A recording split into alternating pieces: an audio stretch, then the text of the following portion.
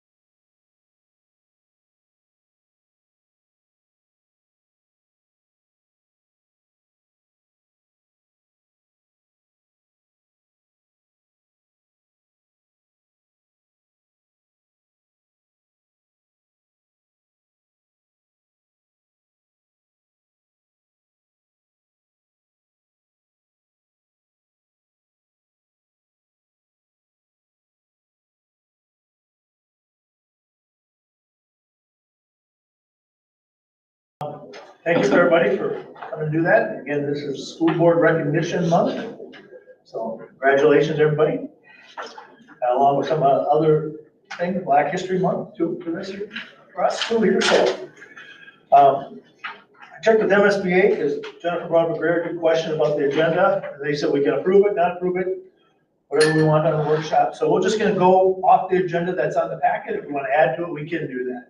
So everybody's got a number of items on the agenda. Has anybody had anything else they'd like to add at this time? Or wait until later if something pops up. If not, we'll proceed. Is Senator Drazkowski on the call? No, we'll go on then.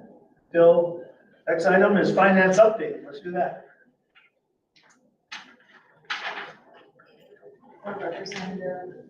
She's not gonna make it. She's in some meetings. She got called to the floor, I was told. Okay.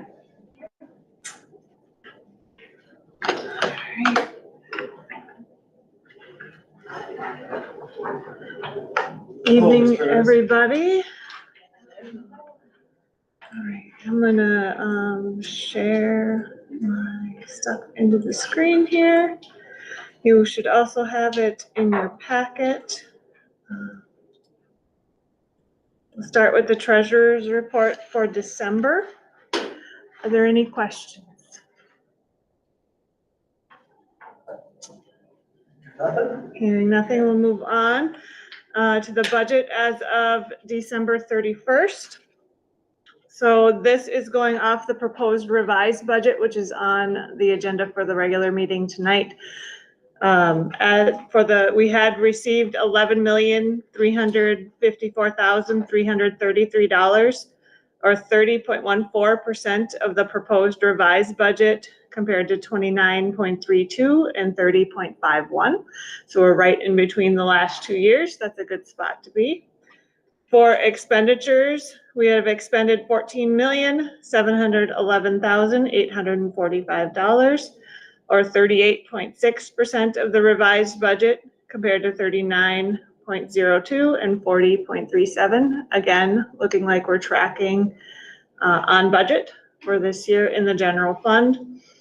If you turn to page 2 of that summary, you can see the other funds. They are also doing very well. Food service is a little behind in revenue collection, but then you'll see they're also a little behind in expenses because of all of the open positions they have had. Community ed is doing very good revenue-wise. They've had some good attendance in their classes, but they're also ahead expenditure-wise. The more classes they run, the more their expenses are going to be, and it's cyclical like that.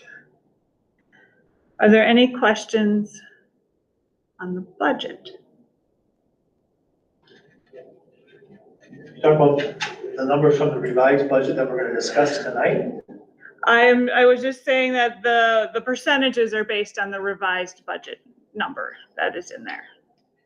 It is on the I have another, it's a little farther down in my presentation, but that's what the percentages are drawing off of.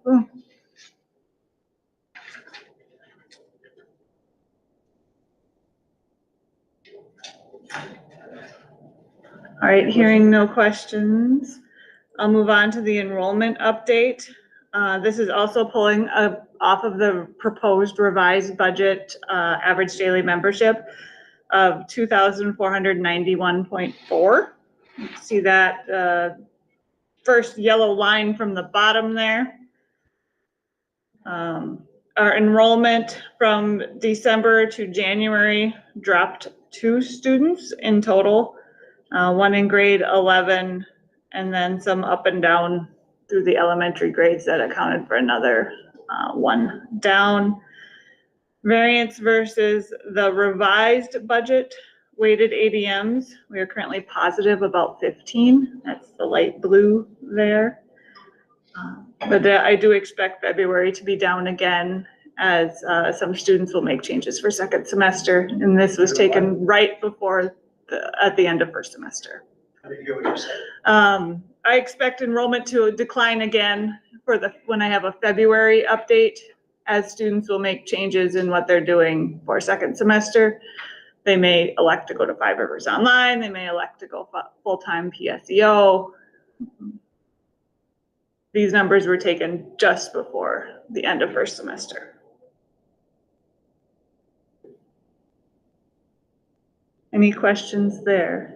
And then our ADMs for our budget was at 2,500. Our original budget, yes. Now, I'm 9. proposing to go down 9.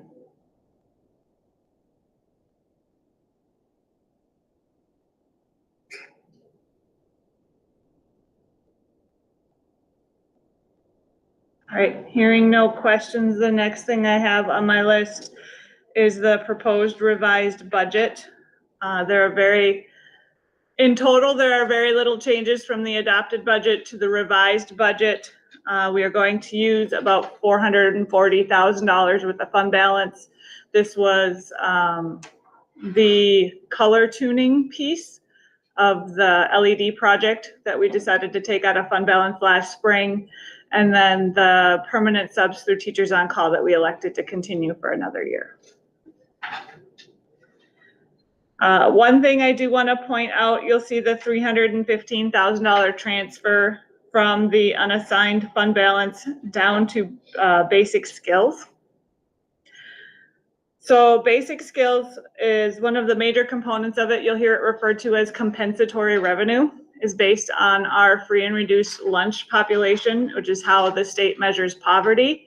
And it's based on the year behind. So these are based off of fall of 2021 numbers. Now, that was when we were in COVID, when we had all free meals, so we were having issues collecting. There was no incentive to collect those applications from families who weren't directly certified because they belonged to some state assistance program. This number will go up again for next year because we were collecting that information. Typically for Red Wing for revenue, this runs about $950,000 to $1 million. I can tell you early projections are we're back up to that level for the 23-24 school year. The reason we want to watch this though is one of the fastest moving bills in the House right now is the paid meal program.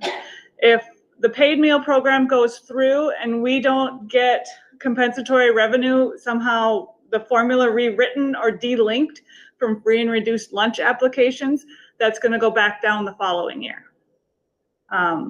So it's something to keep in mind when we're talking to our local legislatures is we need to have an alternative method to measure poverty for the compensatory revenue.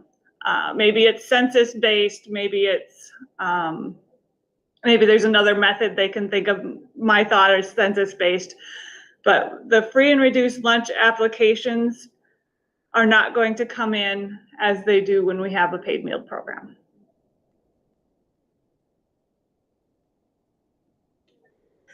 Oh, we'll have our senator on here Shortly. Yep. The rest of the funds are there are really no changes or not slight changes from the adopted budgets. Any questions? Yes. I just want to clarify. So in order to get compensatory funds, it's based on how many families would qualify. Mm-hmm. Therefore, when, as you said, there's no incentive to fill out the forms, you don't need to. So then we don't know mm-hmm. how many families are out there. Therefore, we do not get funding. We would still get some. There is a direct certification program for families who receive some sort of state assistance. It's those families that have to fill out the application because they aren't on state assistance that we're going to miss. So there's still be some money, as you can see here, we're still receiving about $600,000, but it's going to shrink. So we're typically in the $950,000 to $1 million range pre-COVID. We'll be back up there next year because we ran a paid meal program this year. But when we go back to the free meal program, it's going to shrink again. Mm-hmm. And we will still need to we'll still have kids that need the services. Correct. Got it. Yep. The question of the revised budget, if we knew we were spending money on the lights and for those permanent teachers, why are we revising something we knew we were gonna put it in already? It was already in there. I'm just refreshing our memory on why it's in there.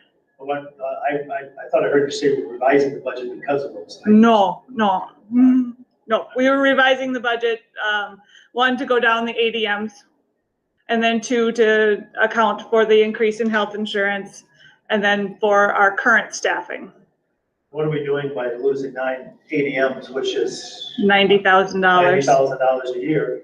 90,000 is significant funds. Mhm.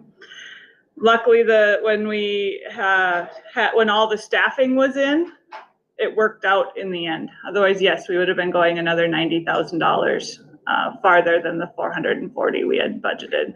Can't keep funding operations with a fund balance. So we have to look at alternative ways to reduce our expenses or increase our revenues. Yeah. Or the two. Okay, thank you. Other questions on the revised budget? The next thing I have with your update tonight is, now that we have a proposed revised budget, we're starting to think of next year. This year is a funding year for state legislature, and no one has a crystal ball on where we're gonna come out. But I know where I would land when I'm projecting revenues for next year. I want all of us to be on the same page, that there can be no, well, Jackie said this, but you know, this person said that, and who's right and who's wrong. The governor has proposed 4% on the general formula. A lot of the education lobby groups are asking for 5. There's also some money being proposed for cross subsidy, which will help Red Wing out a bit. The free meal plan, like I talked about, but the House and the Senate have not released their budget targets for education yet. We also have not had, and I won't talk about it openly, but just a conversation that we need to have in the future is what are our negotiation targets, because that is also going to impact what we use for next year's budget. I'm gonna have to make some assumptions on that so we can keep moving forward at the administrative level. I'm thinking that I would go for 3% on the formula, and that would be a conservative amount and not count on any revenue in cross subsidy. But does anyone have other thoughts? When do you need to know? When do you want to have a real good grasp of it? In the next couple of weeks, because it's going to impact the budget reductions we need for next year. I think we need to probably do it as a workshop. When we can, so we can all sit down and talk about what we think. Okay. I watched, they have on Fridays a legislative update, and this wasn't last week, but the week before, in the Due North plan, that's the governor's plan, they would reduce the cross subsidy by half, and then reduce the EL cross subsidy by 25%. So they're still not going to completely fill the gap. But half of the cross subsidy for us is $1.5 million. Right, which is a lot of money. Which is a lot of money. That works. So that's the direction the governor would like to see us go. The education committees are looking at even more than that, so they're What was that? right now. The education committees are looking at even more than that, asking for more than what the governor is saying, so he is wanting to put money elsewhere, which is understandable. Can we talk about it now, or does it have to wait until? We can talk about it now, but I don't think we were all ready to have a discussion about it either.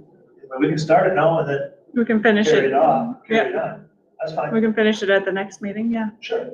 I can come, get some ideas from you tonight, and then I can come with different projections based on our conversations. Good idea. From what I've read, I feel like the 3% is a reasonable place to start, based on what, we've heard so far and what we've gotten in the past. So just from the information I have, I'm comfortable with the 3% right now. Good. Yes. I do think that we need to have a closed session maybe on the next regular meeting to discuss some negotiation strategies before we start scheduling the next round, so that we have some targets too, which will also help in our budget. So if we could get that scheduled on the next meeting on the 21st, to have a discussion on where we want to be going into negotiations, I think that'd be helpful. And maybe it doesn't need to be the 21st, but I think if you're under a deadline to get budgets done, we probably should do it sooner rather than later.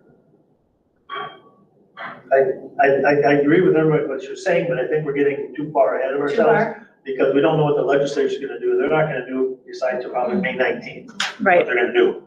And it puts us all behind a rock and a hard place. Mhm. So, but I think you're right, having a closed session, I'm not sure, I thought we might have one already scheduled for next Tuesday, the 21st, I'm not sure. But we can talk at the agenda committee, figure out a time to hold I that. guess we do have some more time. And the other thing to keep in mind too is last year, we had an 18.5% healthcare insurance Mhm. increase with people that stayed on mail. We did give them an alternative option for other medical facilities. I think I have that information. I could be wrong, but I'm thinking half or more stayed with mail. So what you're hearing is from you'll hear from some bargaining units that had a cap of 6%. They're responsible for the 12.5, and they stayed on there.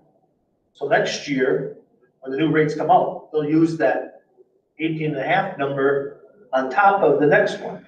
So factor in now, we got another 12.5% to carry on that we didn't have this year, which is gonna be costly. Be aware of that as you're figuring out you're going forward. I Yes. think that's another issue that we could add to our legislative concerns, and that is that southeastern Minnesota is Mayo territory. And our local hospital, which is the most convenient and local clinics for people, is Mayo. And so we're trapped by their rates, which doesn't seem fair. So I'm still on school health insurance. I'm almost 63. I want an emergency room that's in town. I don't want to have to drive for an hour somewhere to get health care. And I'm sure there are other people thinking the same thing. So, anyway.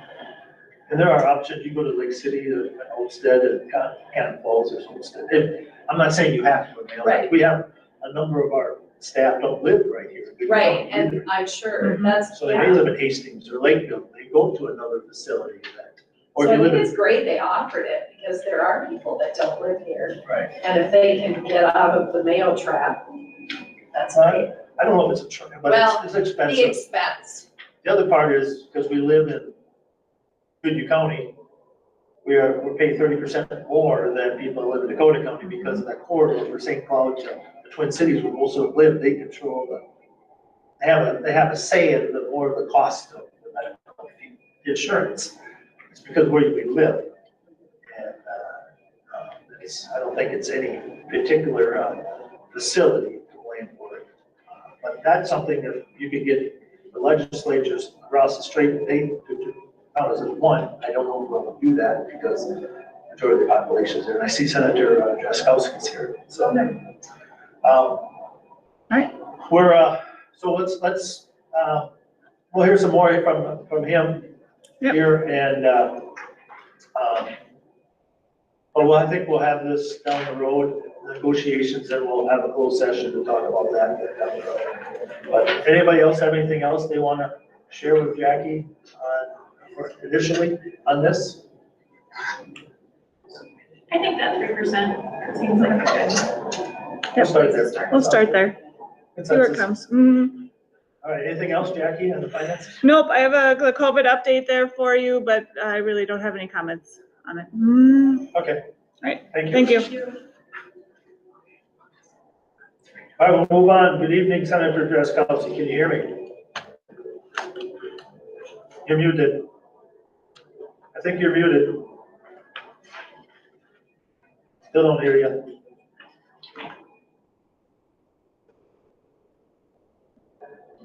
Lisa, unmute him. Anything on our end, Jennifer? Right, there's nothing I can do. Lisa, maybe? Lisa, can you hear? We can't hear the senator at all. We don't know if it's on our end or his end.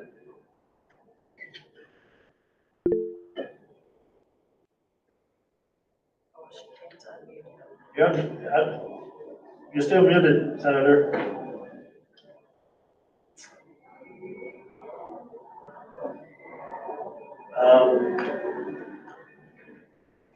We'll let you continue working on your end to try to get unmuted, and we'll continue on. Let us know, or just raise your hand down the bottom here. Raise your hand when you're available, and we'll come back to you.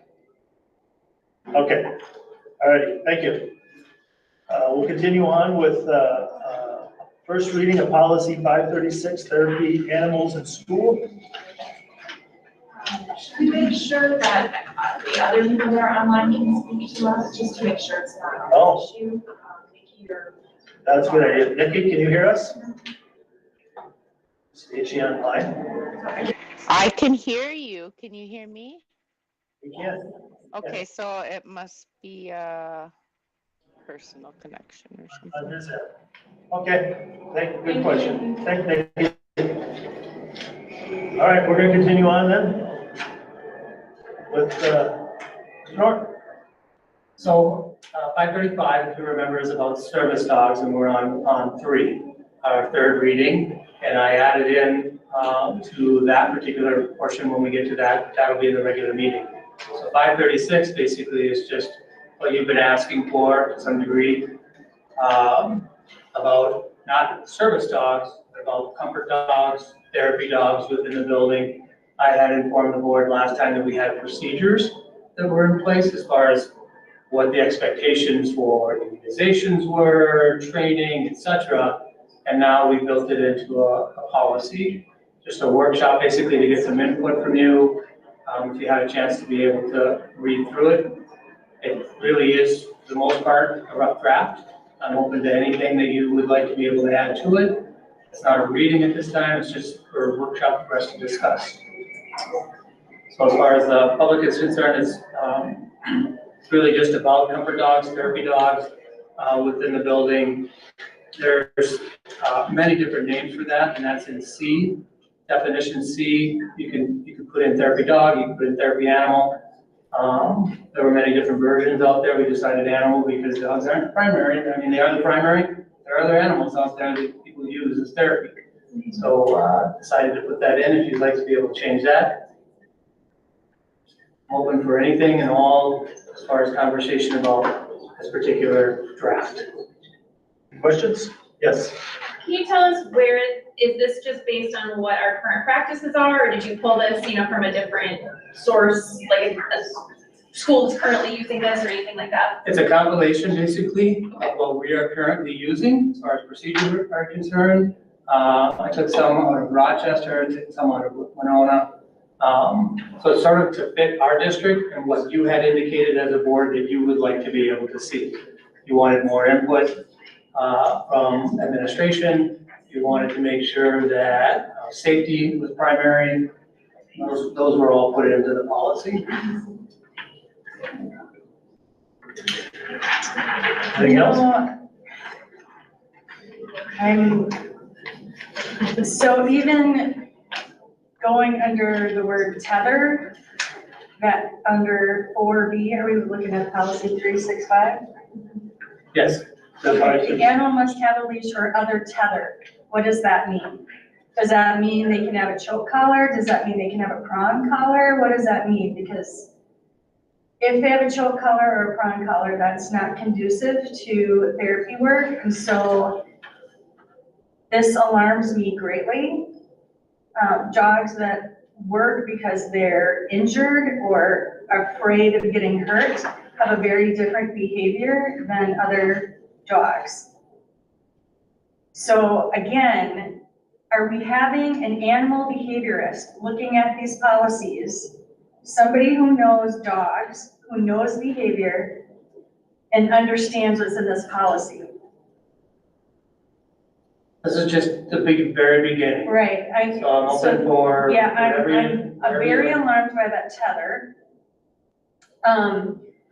in terms of trainer, therapy animals aren't necessarily trained by a trainer. I've never taken my therapy dog to a single trainer. I have trained her at home. When she was when she became registered, we had to go through a national organization that's basically an insurance policy. And in order for us to get an insurance policy through the national registration, she had to be observed by a trainer 3 times. Different companies have different requirements. But again, what do you mean by, okay, a trainer who's training an animal? I know, yeah, Definitions? we're looking at definitions, Okay. but That's just a definition, so when you see it later on in the policy, that you know you're referencing exactly what you just said. Not the handler, but the trainer, the person who went through the process that you just described. The person who trained the animal to perform the task that the school is putting into place. That's the trainer, the outside agency.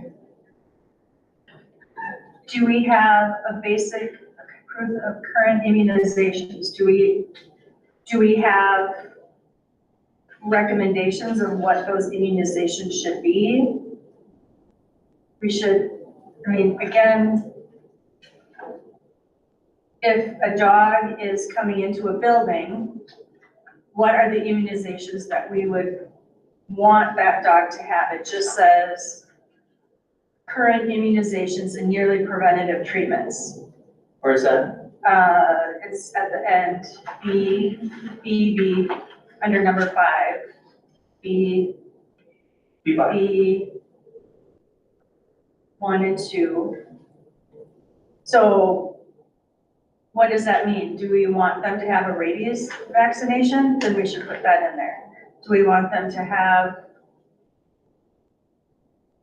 a 3-way parvo?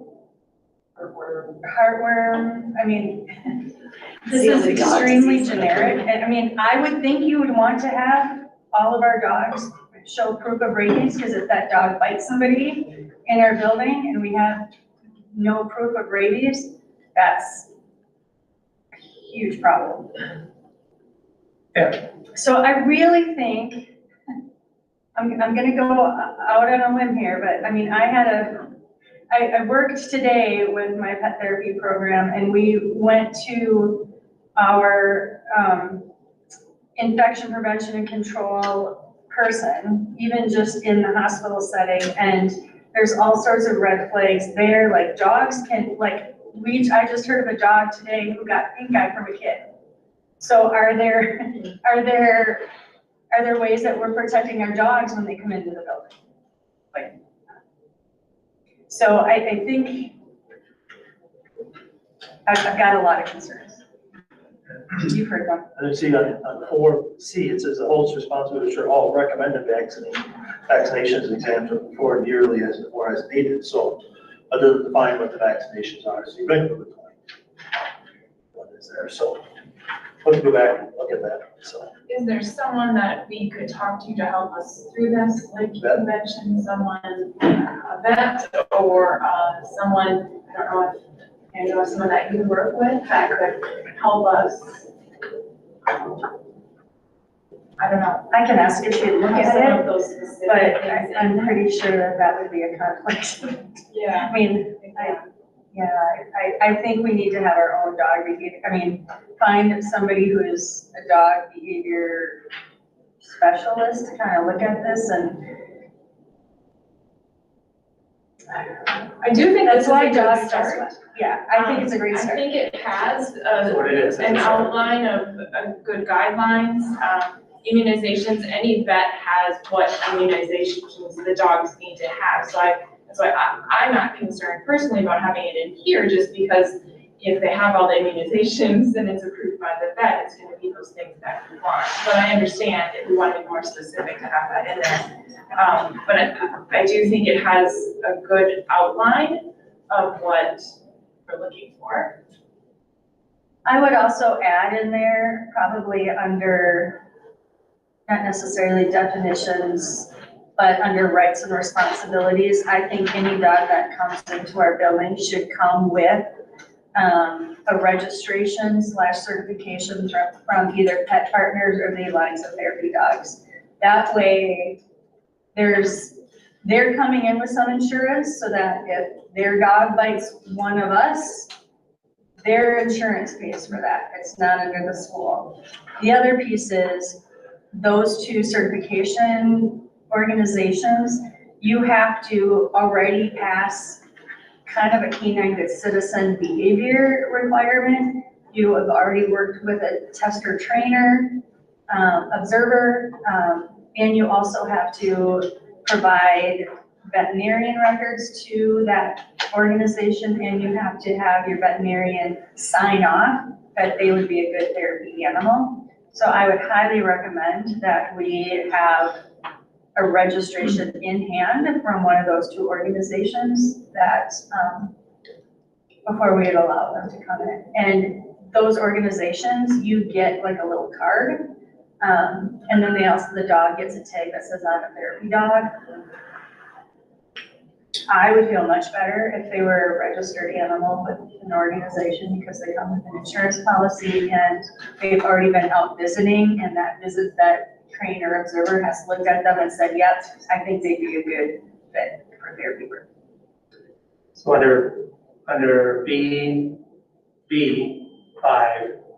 you want me to add, I would just add in, because that's therapy certification. They have to have proof of therapy certification, and you're right, they have to have insurance in order to get that certification, but I can be specific on that portion of it, just listed underneath it. The certification is the insurance company.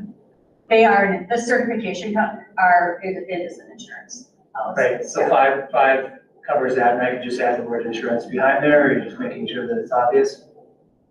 I don't want to speak for you, Pam, but I think maybe part of that is like what therapy certification, because there are websites where you can go and just like get a therapy certification. So I think if we don't specify like what our criteria are for therapy certification authenticity, what levels of that? Did I go to a website and type in a few things and paid $20 and got a certificate? Or did I meet with, somebody who is well-versed in this, got an insurance policy, did all of those types of things? There's a wide range. So I think, identifying what that therapy certification is, like they're not all equal, So what were the names? We work with Pet Partners or the Alliance of Therapy Dogs. We take both of those registrations. There might be more. There might be more, but there's only one other one, the International Alliance of, there's one other one, but that one's not utilized as much. There's only 3 therapy dog registrations in the country. but maybe there's ones for other animals. There are ones for other animals, yes. So you got some work to do. Right, that's right, Rod, thank you, lots of good input. Okay? And one other thing that I Yes. had, so kind of like what Pam was saying about requiring like that rabies vaccination. I think in general, beyond the rabies vaccine, I think that's between, the vet, the pet owner, the pet needs. But there are some animals so for example, random, one of my dogs had a really adverse reaction to a rabies vaccine. So her vet recommends that she never get another rabies vaccine in her life. We have titers drawn on a regular basis for her to make sure she still has immunity, and she had, 8 years worth of rabies vaccines up to that point, but she doesn't have a current rabies vaccination. So she really should not be approved to do this, even though my vet says this dog shouldn't get a rabies vaccine. So I think I think rabies is one that we definitely need to specify, but then I think the rest, in my opinion, would be based on veterinarian recommendation. But rabies is a disease that you just don't want to mess around with, and it's super communicable and deadly. Those insurance companies, They're accept, quite- no, they Are they- accept the titers. Oh, okay. Yeah, Okay. so you got it. What's that? Yeah. All right, we're going back to Senator Drazkowski. Thank you, He's Senator. hooked back up, running, I understand. Can you hear us now? I found the buttons. How are we doing? Can you hear me? Welcome. We can. Thank you, Jim. Jim, I can not hear you super well right now. Okay. Now I can. Okay. I'll keep my head up when I talk. How's that? We Can got you an hear me owl. okay? Okay, awesome. Thank you for having me and thank you for your patience. Thanks, Ann and Lisa, for helping us get connected, even though I dropped the ball on this end. We have a new email system here and certainly are figuring out how to use it properly. I guess at this point, I did talk with Pam Altendorf this morning. The House is in the middle of session right now. She's unable to attend. We had our session this morning at 11 and had a couple of commissioner confirmations, which is about all we had in the agenda, and that was complete. And so now I've just got an evening caucus that I need to be at, but I am yours until you're done with me here. What would you guys like from me? Maybe kind of an overview of where we're at in session, what I'm seeing, and then maybe you have some ideas, thoughts, questions, or directions for me.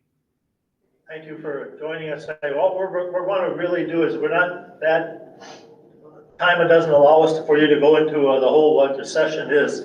Obviously, we're in education.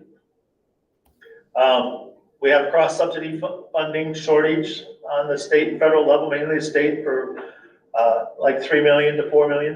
So we want to talk your thoughts on that, how we can get back into the cross-subsidy funding. And the other one was free and reduced lunches, and there was one more. But anyway, we're talking about education because we're in the education business here. You're in it because the state funds education, and we want to hear from what you think for the formula going forward. You've heard the governor's proposal probably, and obviously inflation is been up there high, 6-8%, whatever number you want to pull, and we're at 2. So we're falling behind. We want to hear what you have to say. Yeah. First of all, I would say, we have a huge surplus. It's about $18 billion, 17.6, about 5 or 6 billion of that is recurring money. The other 12 is money from previous, or actually from the current biennia, largely, that will be carried over into the next biennium, which is the planning biennium that we'll be planning for in the budget that will be discussed this session. The benchmark for that will be the February forecast, which comes out at the very end of this month. And I can't remember if it's the 28th of February or the 1st of March, but that will be the number then, which will be, it'll say whether we've got a $16 billion surplus or 18 or 20 or what the number is. We'll know that then. And then from that point forward, I think you can probably finally expect the budgeting discussion here in St. Paul to begin in earnest. As of this point, the legislative session, we have had really almost zero budget discussion.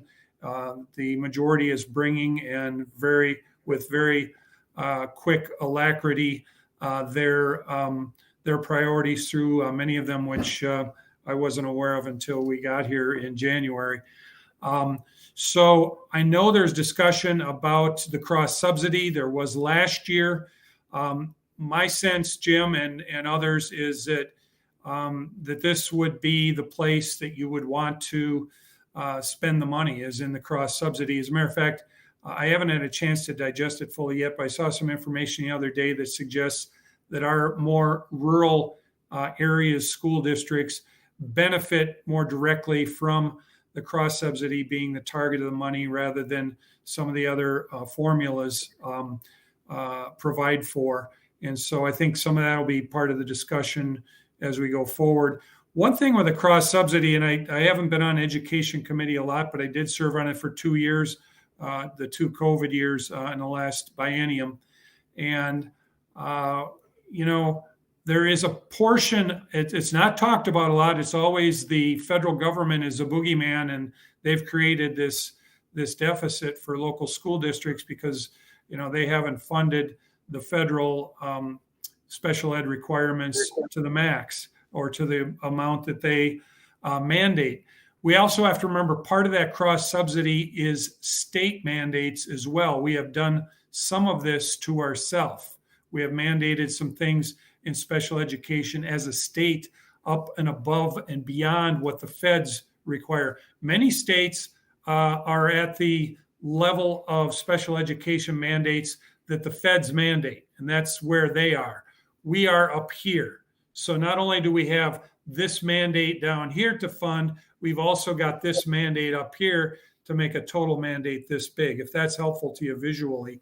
But there's not a lot of talk here at the Capitol, and when I bring it up, we never really seem to get in what the cost of the state-induced or the state-caused portion of that special education cross subsidy is. I think it would be good for us to know that, and in addition to bringing the funding in that is required to close that for you guys in your local district, to also look at what are the things we're mandating of school districts in this area and others, of course, that we could maybe not do as much of to also help close that gap, not only for the present time, but into the future as well. So those are some thoughts on the cross subsidy.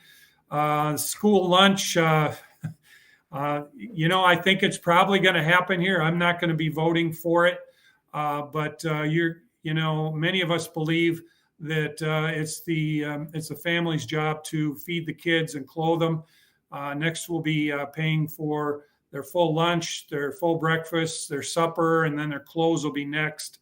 And that's in addition to buying people houses and everything else that's coming. We're really headed quickly in that direction. And, some of us are maybe going to lose in that battle, in the battle of public discourse around it. I've shared this, maybe many of you haven't heard my discussion before on this, but we do continue to have schools take over the roles and responsibility of raising kids earlier and earlier. I like to use they're backing the school bus up to the maternity ward room door metaphor instead of families raising their kids. So I think there's a lot of value in strengthening families and instead of going in that direction. But this will be another increment in that direction, Jim.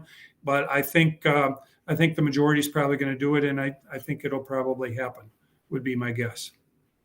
Well, we're not here to debate what should be funded by kids and all that. Ms.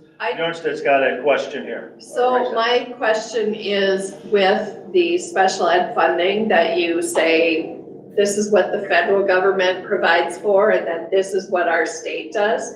So are you suggesting that we would cut funding to special ed or we shouldn't provide a quality education for special ed kids? No, let me say that again. This is the mandate that the federal government provides and forces on our school districts. This is the cost of the mandates collectively that they force on our school districts. There's additional mandates that our state places on school districts for special education. Collectively, that's what you're talking about. And I can't remember the exact number that the federal government funds as a portion of that, but obviously it's a fraction of it, and the remainder is what you're talking about in terms of the cross subsidy. So the question is, how much should we mandate local school districts around special education? And we need to identify the fact that the state government and past legislatures, of which I've been a part of, have mandated and put some additional mandates on your districts as well for special education on top of what the federal government mandates. Okay, I'm not sure we got that answer we're looking for there, but we understand you have a big job up there. You represent us. As long as you represent Goodhue, Cannon Falls, Zambrona, Lake City, Pine Island, Canyon, Holden, Wanamingo, Wabasha. So you represent a lot of students. So I don't think we will agree with you on on the funding for school lunches because it's not gonna carry into school, to phones and houses and clothes and all that. But our kids are coming to school hungry. We need to feed them. US government did that during COVID. Now parents expect it. It's another burden on us.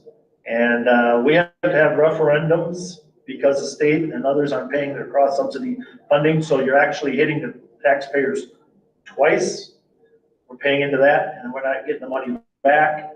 But we're having to ask our residents to support referendums. So if the state would fund their cross-subsidy funding as required, our local taxpayers, your citizens, constituents, wouldn't have to suffer that extra burden that they're already facing. So we appreciate your time. We appreciate the fact that you're up there electing us. We always respected whoever's in those positions and understand you're working not just for us, but for everybody in 21, District 21. And we have other things we have to go on. Jim, if I could, as I talked about at the outset, I think there's going to be a pile of money put into education this session. I mean, there's a huge surplus, huge, the biggest in the history of the state. The question is, how is it going to be deployed to school districts? That discussion, the governor released his budget proposal, right? And he had what, 4 and 2 or something? I'm trying to remember on the formula. And that may or may not be what comes out of the legislature and is eventually agreed to and sent to the governor in the bill. But there will be a pile of money placed towards education. The question is, where will it be deployed? Will it be deployed to the cross subsidy, which I would prefer because I think it benefits our school districts versus the metro better than some of the other approaches do. And that's some of the research that I've been given. And so actually addressing that cross subsidy with that huge pile of money is probably the best place or one of the best places for us to send it. That being said, I think my discussion about the mandates and the state mandates on top of the federal mandates may have thrown some people off. But these costs come from the mandates that government places on your district. It comes from federal mandates and state mandates. They collectively, and the fact that the federal government hasn't funded fully their federal mandate and the state government likely hasn't fully funded their state mandates, provide for the deficit you're talking about that we call a cross subsidy. Yeah, we appreciate that. We will expect to hear more from you as the cross subsidy funding rears its head in the capital discussions. And we certainly would expect your support as you just gave it to us on this meeting tonight. So thank you for your time. Thanks for having me, guys. Stay warm and keep her between the ditches. See ya. Okay, we will move on. Inflex update. Can I just say, Yes. Brian, thank you for speaking for us as a board. Right. I think what you said was right on, what we think and what we need and the message that we need to be sending. So Thank you. for That means a lot. Yeah.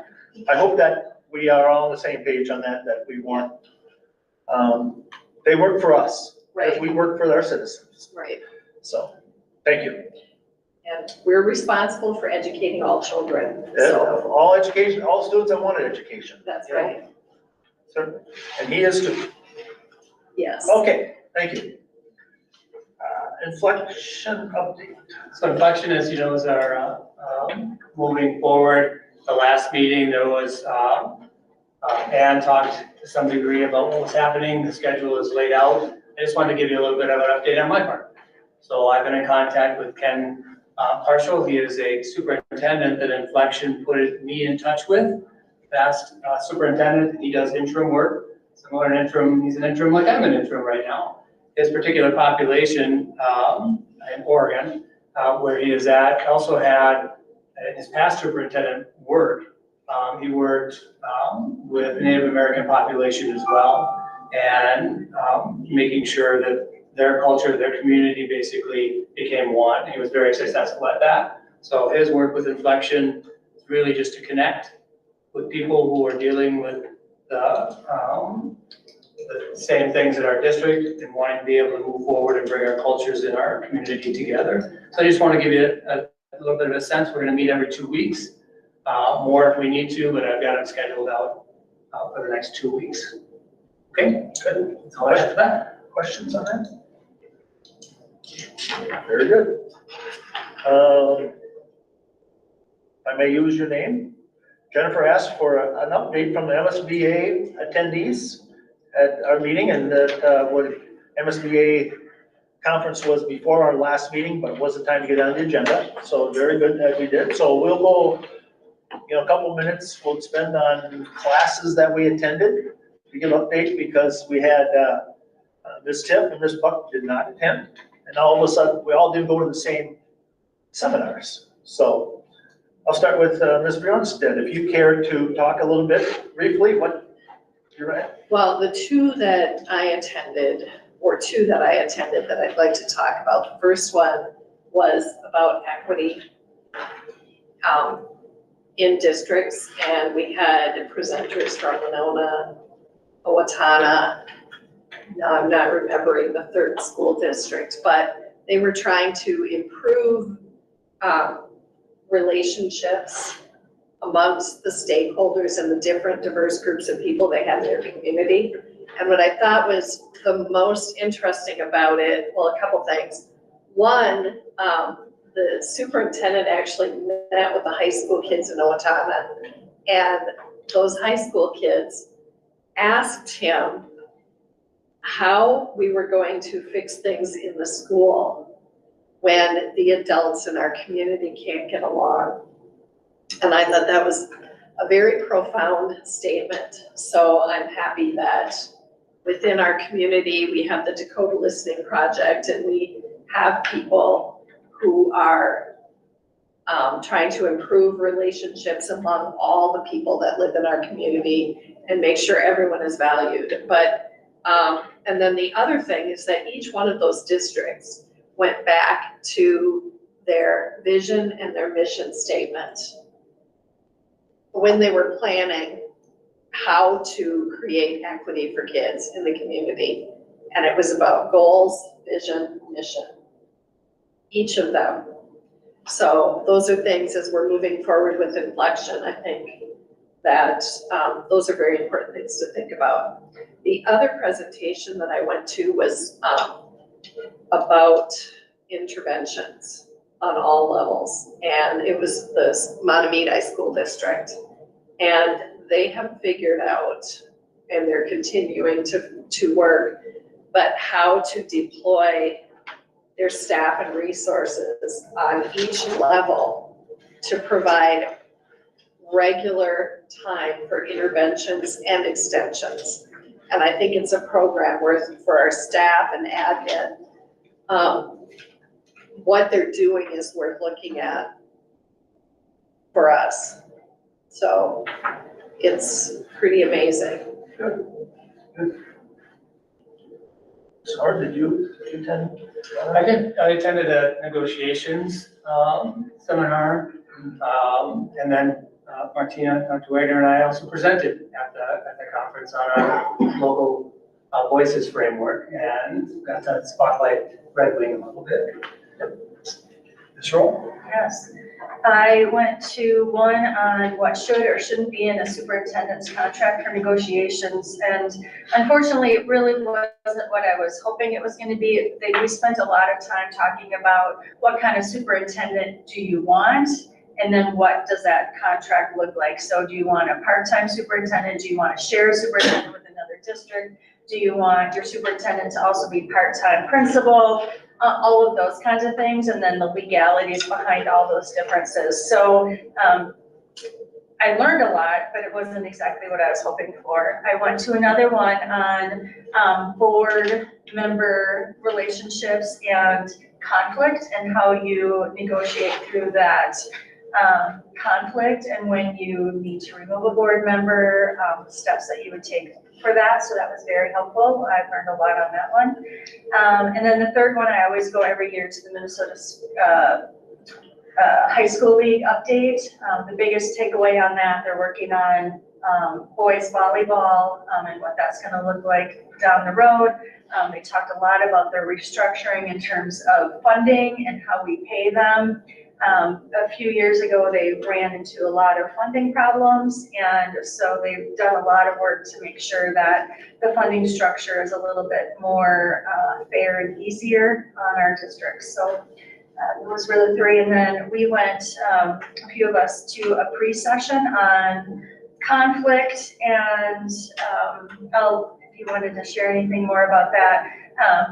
We learned a lot about, it all boils down to basic communication skills, really listening for intent behind what's being said. And asking clarifying questions. Lots of questions. It was very good.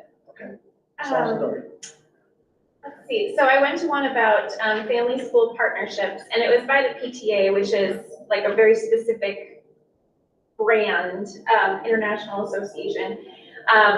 And that's not, we don't currently have a PTA necessarily, but they do have some interesting standards that they've recently developed, and that we're actually doing a lot of really good things along the lines of what they have. So it's pta.org/standards. They have 6 standards for having good family engagement. So they were interesting to kind of read through, and like I said, it was good to look through it and see, yeah, we are doing that, we're doing that, you know, always room for improvement, but lots of good things that I think we're doing. Especially with Dr. Wagner and, you know, having our communications director, you know, lots of good things that we've implemented recently. The opening speaker, I really enjoyed, Dr. Adolph Brown, who had a lot of really good, interesting things to say. And just because you think it, you don't have to say it. Don't believe everything you think. Yeah, to kind of look at what you have, what your own baggage, the things that you're carrying, and deal with your own things, that they're not kind of placed on other people. So. Glad you brought that up. That was very good. Ms. Schultz? I went to some, they've already talked about, but I went to how to have a good relationship as a school board with your superintendent, but it turned into more of a contract discussion, so it wasn't my favorite. But then I went to a really interesting one that's farm to table or school table, and how Hutchinson presented how they, like us, have a large community of farmers around them, and how they brought that into the schools. And so it's really, I found that actually one of the most interesting conversations that I listened to, and just how to implement that, and just the other benefits, like even just waste reduction from like milk cartons was a cost savings from a trash perspective. So it was really interesting. I attended the chairman one right away in the morning. That was good. Then I attended Superintendent Norton and Dr. Wagner's class on the Red Wing, and I think we talked a little bit. Agenda, be nice to see that video if we get the permissions and all that about our students and what they see here. So they're working on that, and we may be able to see it, maybe not, but it was very good. A lot of people, not many people in there, but they all were like tuned in on it, and I'm glad I went to that. I talked to other people, MSBA up there, about a number of things, and some other people I knew in the schools, you know, the Good U, and there's Shakopee, and I know people in those schools. I talked to them about that. Dr. Brown was a wonderful speaker. I liked it because he got most of us right away. Somebody's on the doctor, they introduce him, he's up on the stage, and then there comes this guy walking down with a backpack and everything, and everyone's like, what is this? Well, that was Dr. Brown. You know, like they said, everybody thought, oh, who's this? It was the doctors. We assumed, because whatever, you don't believe everything you hear right away. But the one the next day was a little bit long, a little dry.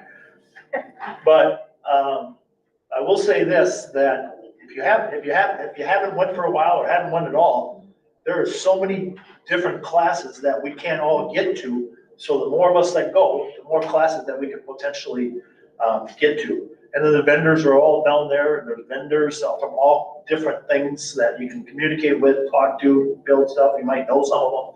But if it's something, next year it would be really nice if all 7 went.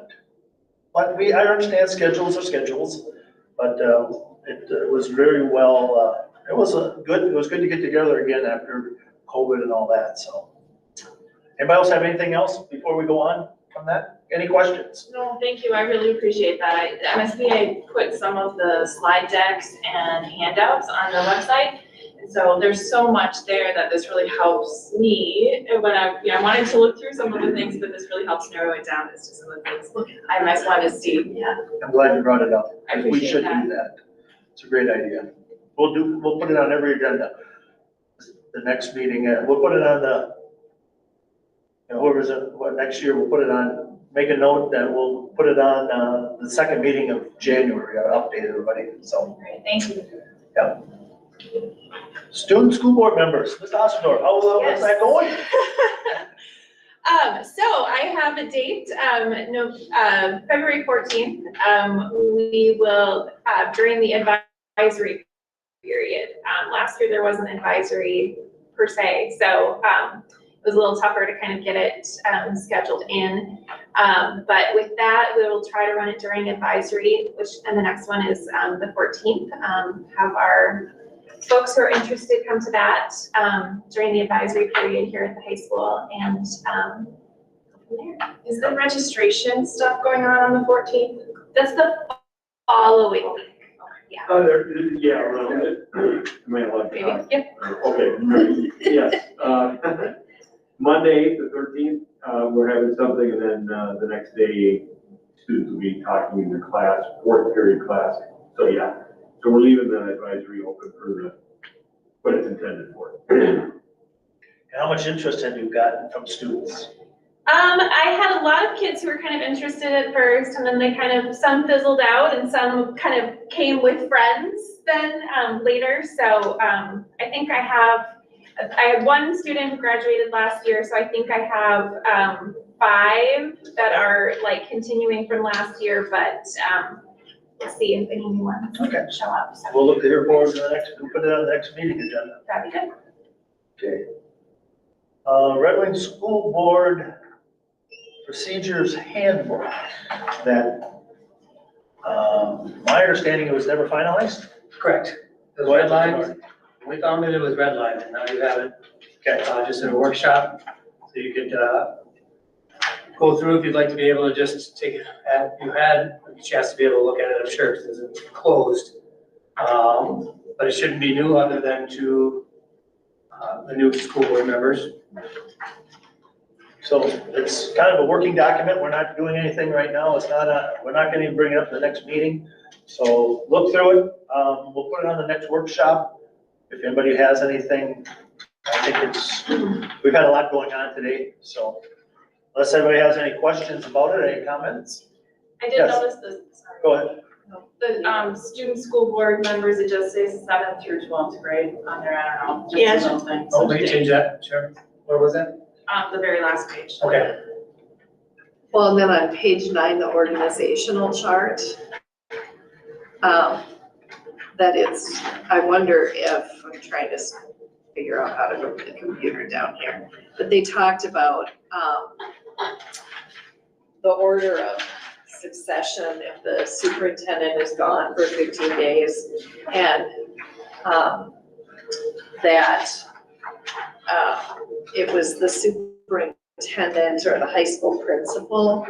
And I think that was because our previous director of teaching and learning did not have a superintendent's license. And I think George is pretty darn busy at the high school. I'm not sure, yeah. Anyway, I think that it might be more appropriate for, now that we have someone who's licensed, to have Martina be that second person. Where was that? It was in page 9.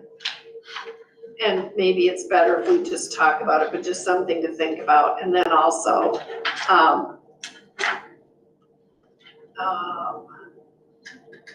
let's see. The, I have to pull this up so I can actually read it. Having, the business manager, where is it now?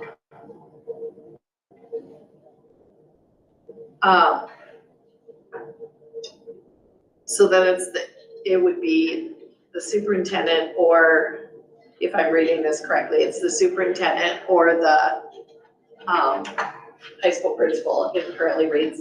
Then underneath, the business manager. But, and again, not anything against Jackie because she does a great job. She's here 2.5 days a week. So that spot, maybe we need to think about someone who's here every day. I don't know. Anyway, food for thought. And is that organizational chart that's attached to this the current one? Way in the back, towards the Yeah, back. yeah, I see it in there, but I'm wondering, is it the current one? That's has never been approved, my knowledge. No. Or it's never been formally approved. There's But question. is it this is the most recent of the? Draft. This is not. Okay, that's what I thought. I didn't think it looked This one right here, that one. Correct. this one, we've never approved either, any of our organizational chart. Well, the question is the last time that I brought it to you, Right. is just that copy? It is not. Okay, that's This what one I is was though. asking. Right, but within this Within the manual document. for This is emergency manual. short-term absences. So, So I think what we're getting to is that this really needs a lot of Yeah. work. So maybe print it off, take it home, read it. One of the concerns I've had that have come up in the last few weeks is when we get an email, CC, for all of us, there have been several now that have not been responded to. And so we don't have, it's listed out on page 15 what we should do, but I still feel like it's a little vague. And so it's really up to this board right here, how we want to handle that. Do we want Superintendent Norton to respond to all emails? Do we want Mr. Bryant to do it? And how do we want to handle that? Because every email that comes in to all board members should be responded to, even to say, we have your email, we're looking at it, we're gonna investigate this, thank you so much, I'll circle back. Or something, somebody needs a response. So how does this group want to handle that? So again, this is a working document, but we should put it, maybe give us a few weeks to read it or, and bring it back at a workshop to fine tune what we think should be in this document. It was really made to help us as a group figure out what our norms are in terms of how we act, how we interact, who does what, and those sorts of things. And this document was never existed before I was on the board. So I really appreciate the fact that it's started, but we've never really fine-tuned it and we've never approved it. And everybody else in the district has a handbook, so should we. We should have, expectations on how we work as a group and who does what. So I think this is a really great start. But if you have suggestions, ideas, nothing here is written in stone. I think we're open to anything, but I do think, especially that email piece, we need to really have an understanding of who's gonna do what, say what, and how. our phase 3, I did the phase 3 training at the convention. I went up early to do that too, and they talked a lot about communicating and chain of command. But also I agree that there has to be a response, but we all need to, designate someone, and then we all need to remember that chain of command. Right. Yeah, somebody doesn't need 8 responses. No. Right. But they need 1 at least. Right. And even if it's to say, this is the person, thank you, this is the person you should address your concerns to. Right. So is that something we can decide next time or soon? Well, we kicked it around a little bit at the agenda meeting, and Tentatively, we had Frank, Mr. Norton's gonna respond to the vast majority of them. But, we gotta make, I don't know how we hear again from somebody, and how do we, we have to talk about, should anybody else be included in that email? You don't wanna send it back to everybody, because now are we we're holding meetings and stuff like that. But, one response should be back to the person saying, thank you for your email, we're looking into it, thank you for your email, this has been sent to this person to assist you on. Because people think, people in this community elect a school board to run the school, Right. let's be honest.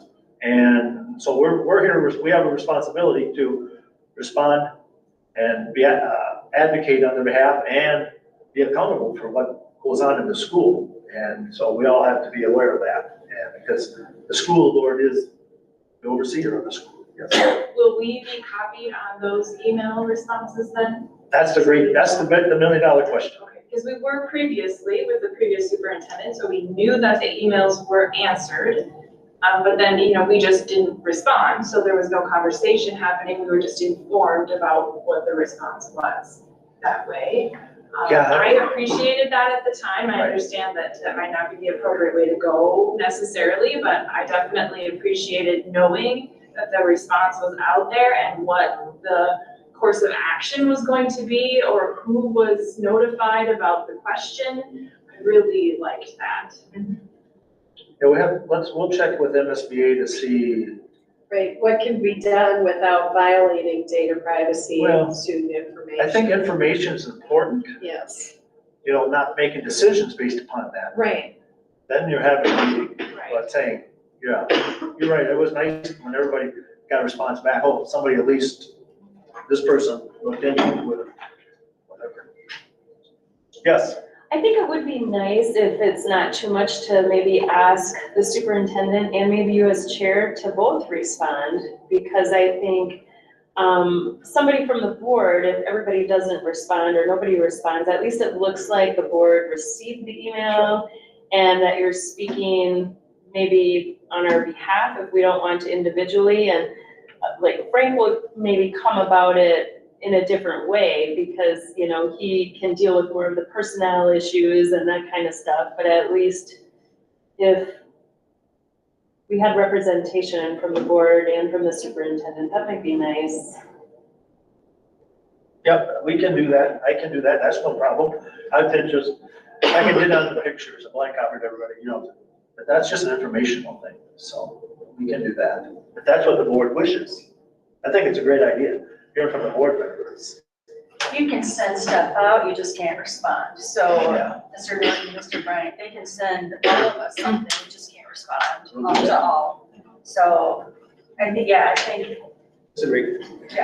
and even a minimal, thank you for the email. right. We're addressing your concerns. And one thing we don't want to get involved in personnel issues that pop up, but it's not our role as a school board member to do that. So that's what we have a admin team, management team to look into. So. Sure. I could just, Org chart, I got some questions about that, so go ahead. You have it? just one very quick comment. In the interim, basically, the past administration, Anna had said that she wanted to handle those, and that we did that same thing, but it actually came from Anna. And then what I'm hearing then is that I would respond back again, and then possibly, if I could, and I know I can, outside of that email, so I'm not replying back, send a separate email telling you that I'm doing this. So that way it's coming to me. You're all included in that. And when I respond back to you, now I've created two, but I could respond back to the individual and in a separate email say I'm addressing the situation. You just can't reply back to me again. Does that make sense? Then I'll reply back to it. Similar to the last few that I've done. Once I had a meeting with the chair and the vice chair, that's what we sort of decided, and that's why you're seeing that pattern coming forward now. Okay? And then I'll respond to it. chair can do the same. Yeah, I have some questions on the org chart, so I think, my concerns are. District office needs one person overseeing all the other people in there, not a straight line to the superintendent, so. I can support anything that staff has go straight line to the superintendent. It's not, you know, nutrition director, that's different. She's in charge of a lot of things, a lot of people. But the business manager, you bring up that, she's a contracted employee. So I think the director of teaching and learning, you don't need a lot of oversight on them, just somebody that they can go to, because you really need, in my estimation, everybody has to have should have a buffer to the top person in an organization. So if somebody goes straight to the superintendent without going through the director of community rec, and they don't have that buffer. So I think, you know, the district office needs that, as all the other places already have. So we'll have some more conversations about that. I can do a mock and bring that as an alternative, basically, and put it in the packet, so you'd have A, B, and C, how about that? Okay. Great. If you have a copy with you, take it home with you. I'm gonna take mine, and we'll talk about it at the general meeting. We'll bring it up to the next meeting. How's that sound? If you got any suggestions too, you know, email them to Mr. Norton. So he has an idea at the time to insert them or look at them to see. So we can put it in the information for all of us to view on 9 days from now. 10 days from now, the next packet will be out. It's still in 10 days. All right, anything else, any other topics?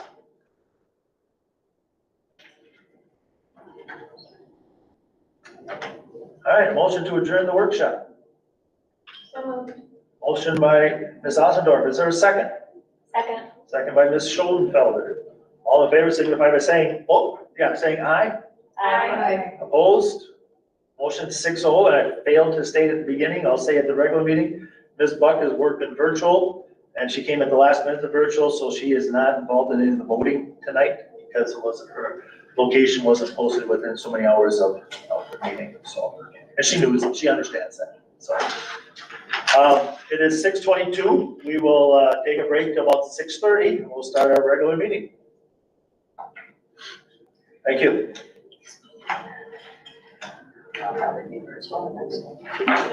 What's that? What'd you say? Okay.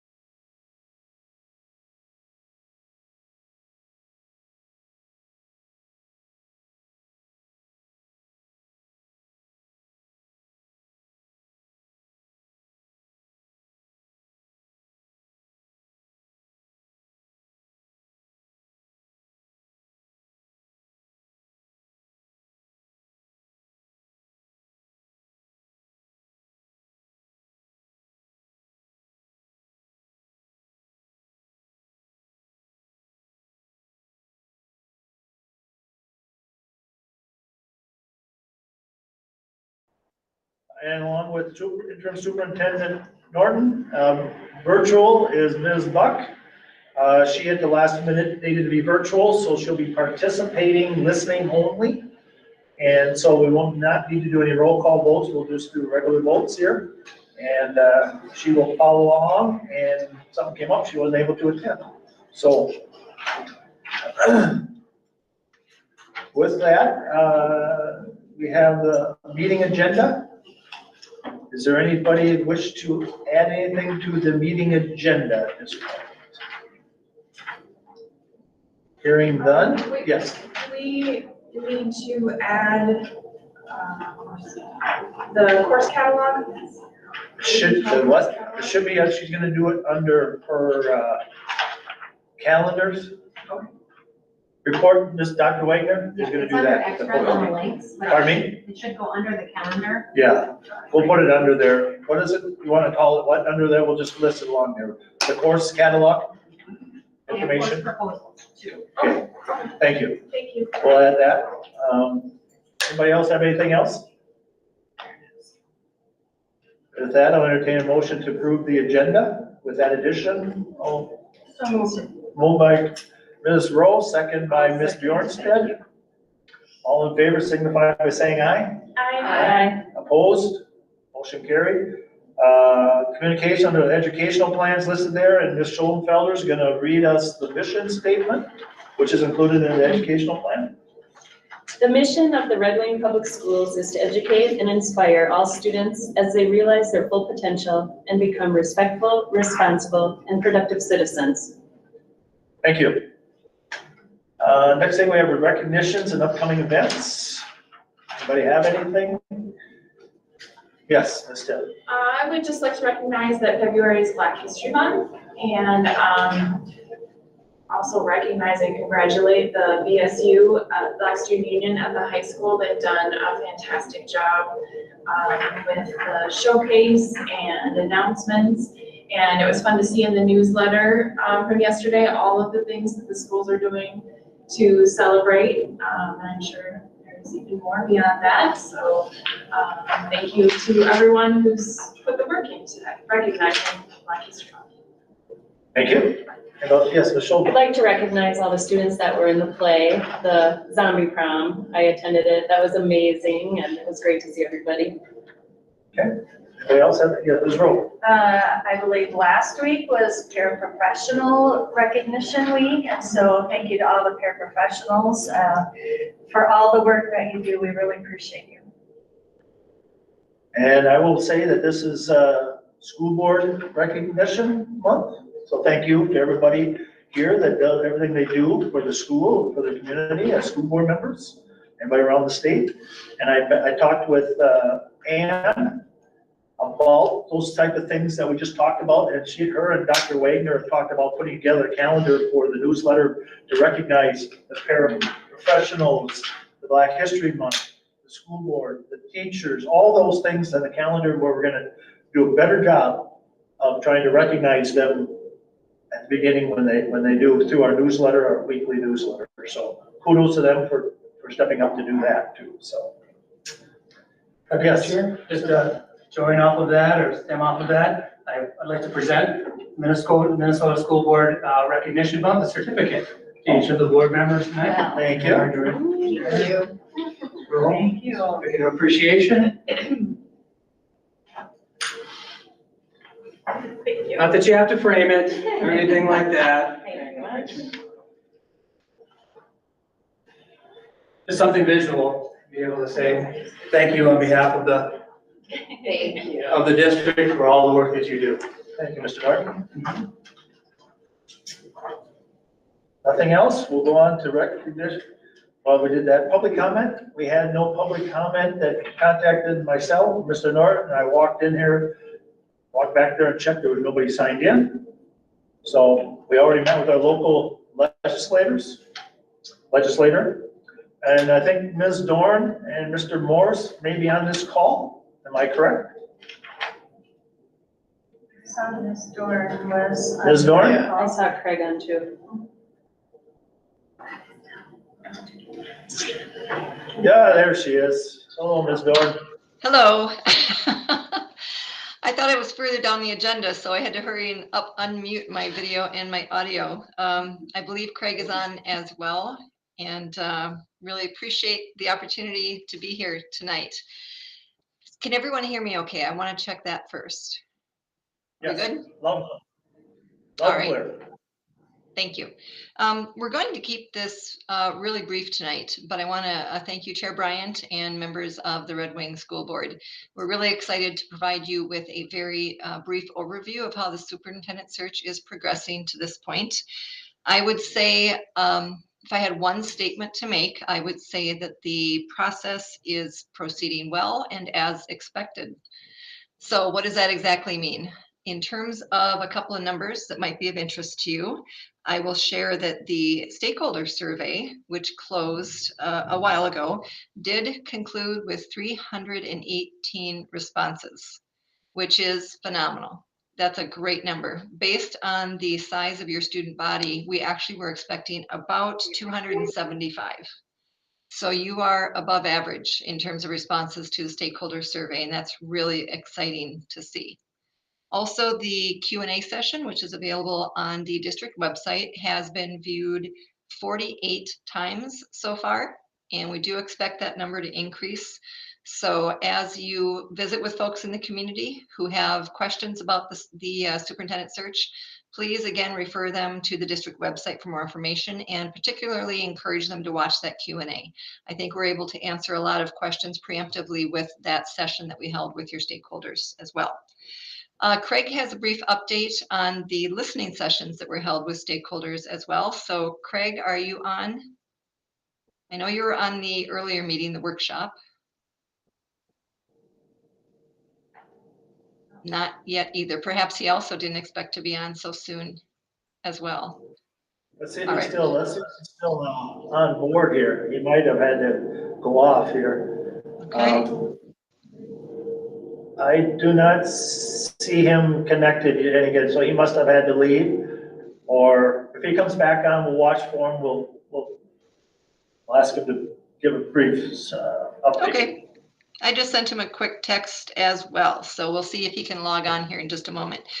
So I know the listening sessions were very well attended, and there were a lot of great conversations held at those with Mr. Morris as well.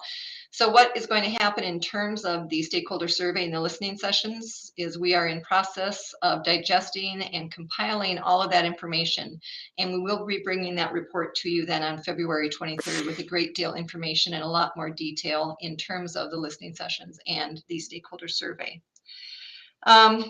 The next meeting we're planning to be with the school board will be held on February 23rd. That's on the timeline there. And on the 23rd is when we are going to share with you the more detailed analysis of all of the stakeholder input.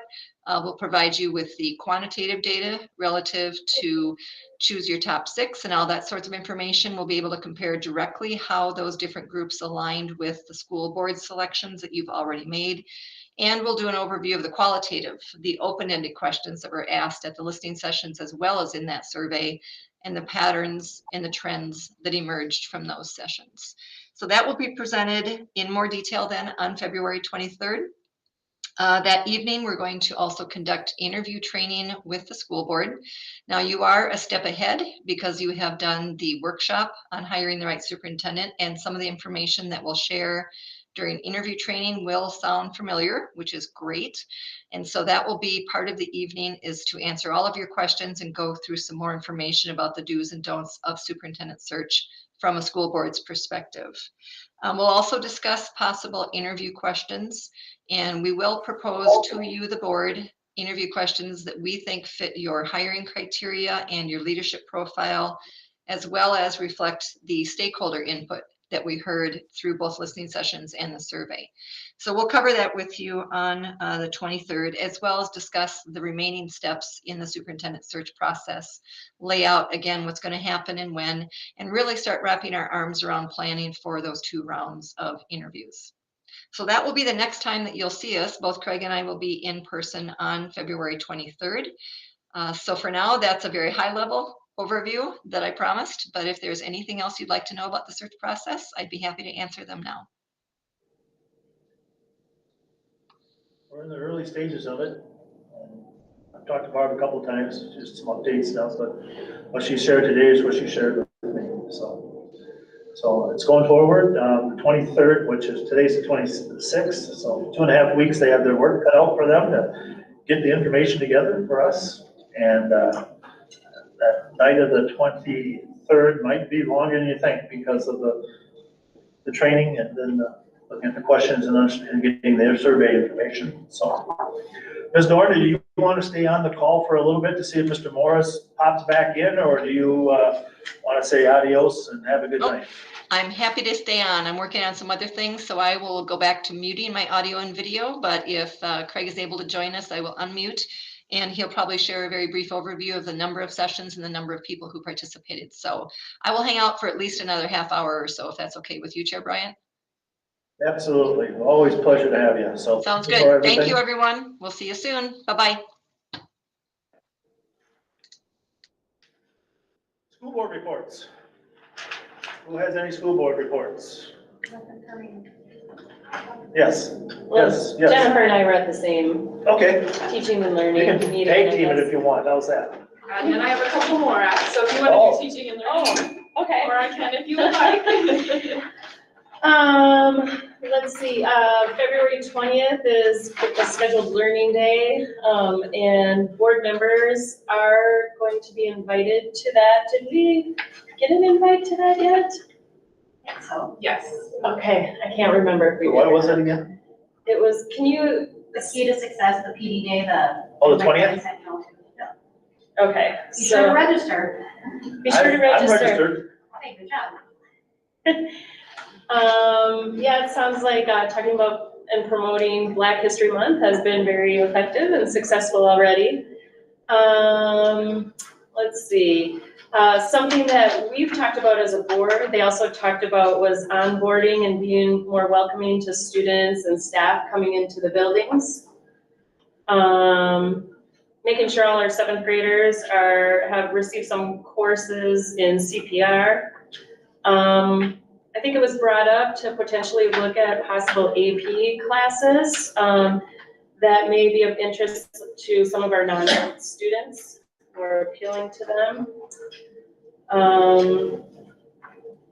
And then a little bit about the Dakota language and how there'll be subsequent classes of higher levels coming forth maybe tonight or being added to curriculum.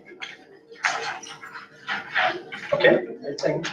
Yeah, I also attended the District Advisory Council meeting. The big discussion with that is that it really feels like it needs to be more than an hour long, the number of meetings that we have. So right now, Dr. Wagner has a poll out there to see if people that attend that meeting would be willing to have it be 75 or 90 minutes long instead.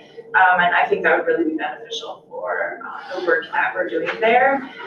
Last meeting, we talked about culture, what culture looks like to us and how that affects our needs, our wants, our decision-making.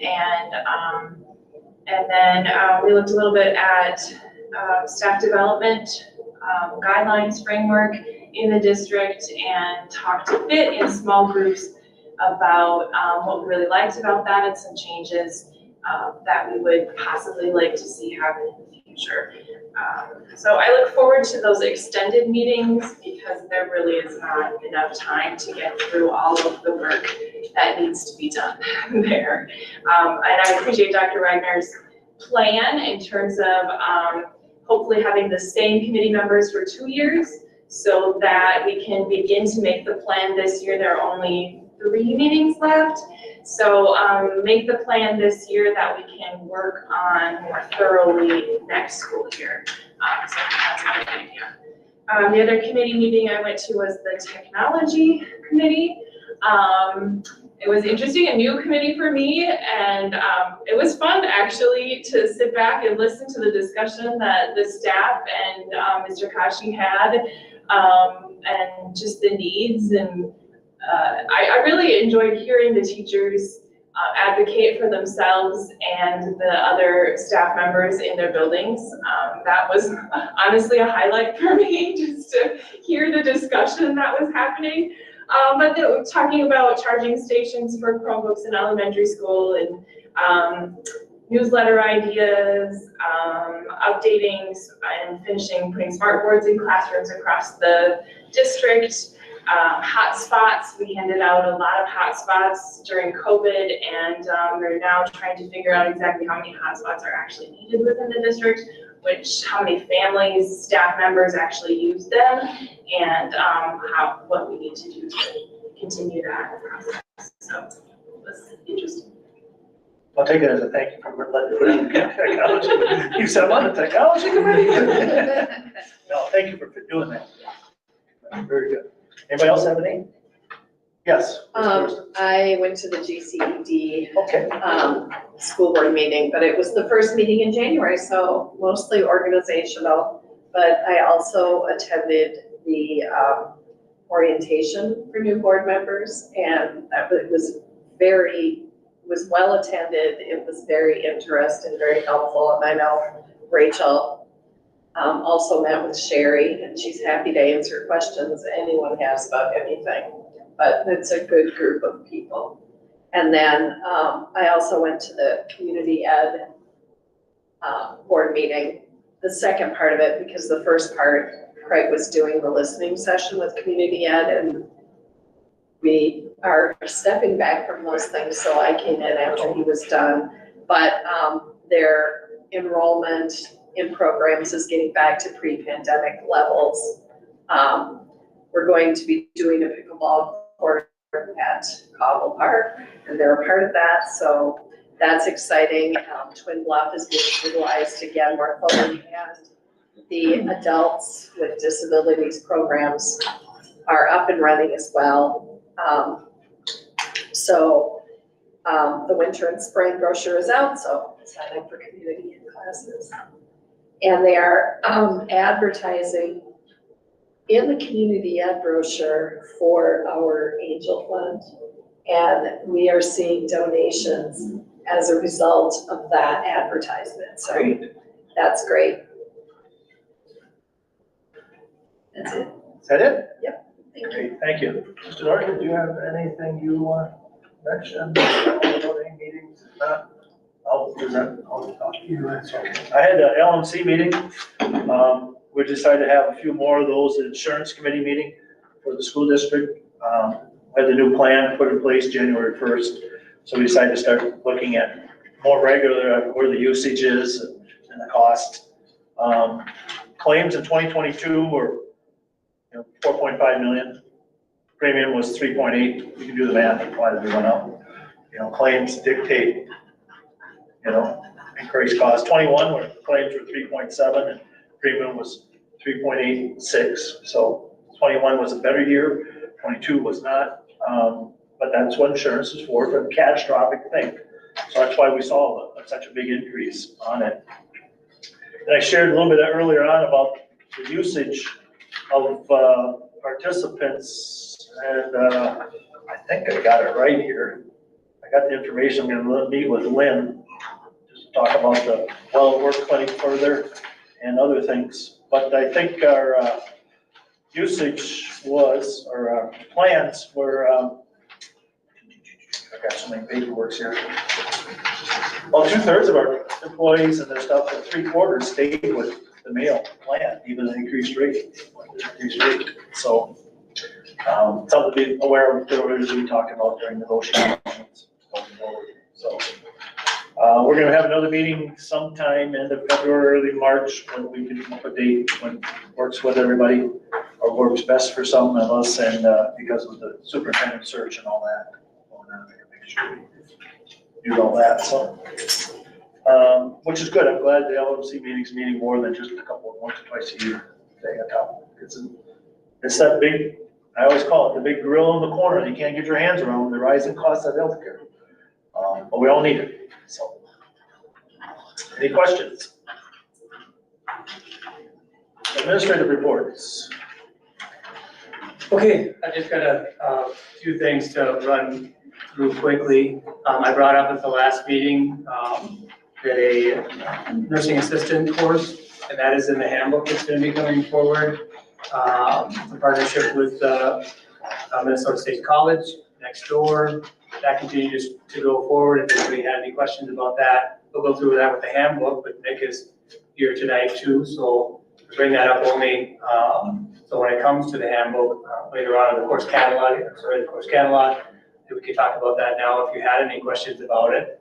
But they're in sort of the final stages of that whole process, and working out that. The other one that I want to talk about is the Red Wing College Promise. They hired a new gap navigator for the College Promise, and that is Diane Jacobson. Many of you know Diane. She is the new navigator for that. We met out at Ann and Scott's, the Jones Foundation, and all the stakeholders were around the table last week, and George was out there as well to meet Diane and to go through how that might look. The posters, if you're wandering around the school, pay attention to the walls, because now the College Promise posters are up on the wall. Getting kids interested in that. It says free college tuition, and underneath it, yes, it's really free on there to convince the kids to take a peek at that. So just another stage basically of getting that in motion for next year. Yes. Well, just that this pops back in my head too, someone from the Minnesota State Community Technical College was at the community ed meeting, and it's really, really, really important that every senior sign up for this now. Even if you want to take a gap year, if you can't sign up for it in a year, you sign up for it now, you have 5 years to use it. So it's worth signing up for. That's 3 changed. years, sorry. 3 Thanks, years. Mike. I'm just gonna do the same thing. Yeah, but get signed up, Right. That doesn't mean you have to go. right. Simply signing up, get the information in, it's all in there, and you're a graduate, your information is in there. It's very quick to be able to put that information in. There'll be people that'll be coming into the building now that Diane is here, working with our counselors within the building to make sure that that is done. So all of those are a process that's going along, but I'm glad you brought that The up. people need to know. People need to know. They will know as it progresses. Diane is just getting into it right now. And she'll be into the high school eventually to make that happen. Any other questions on that?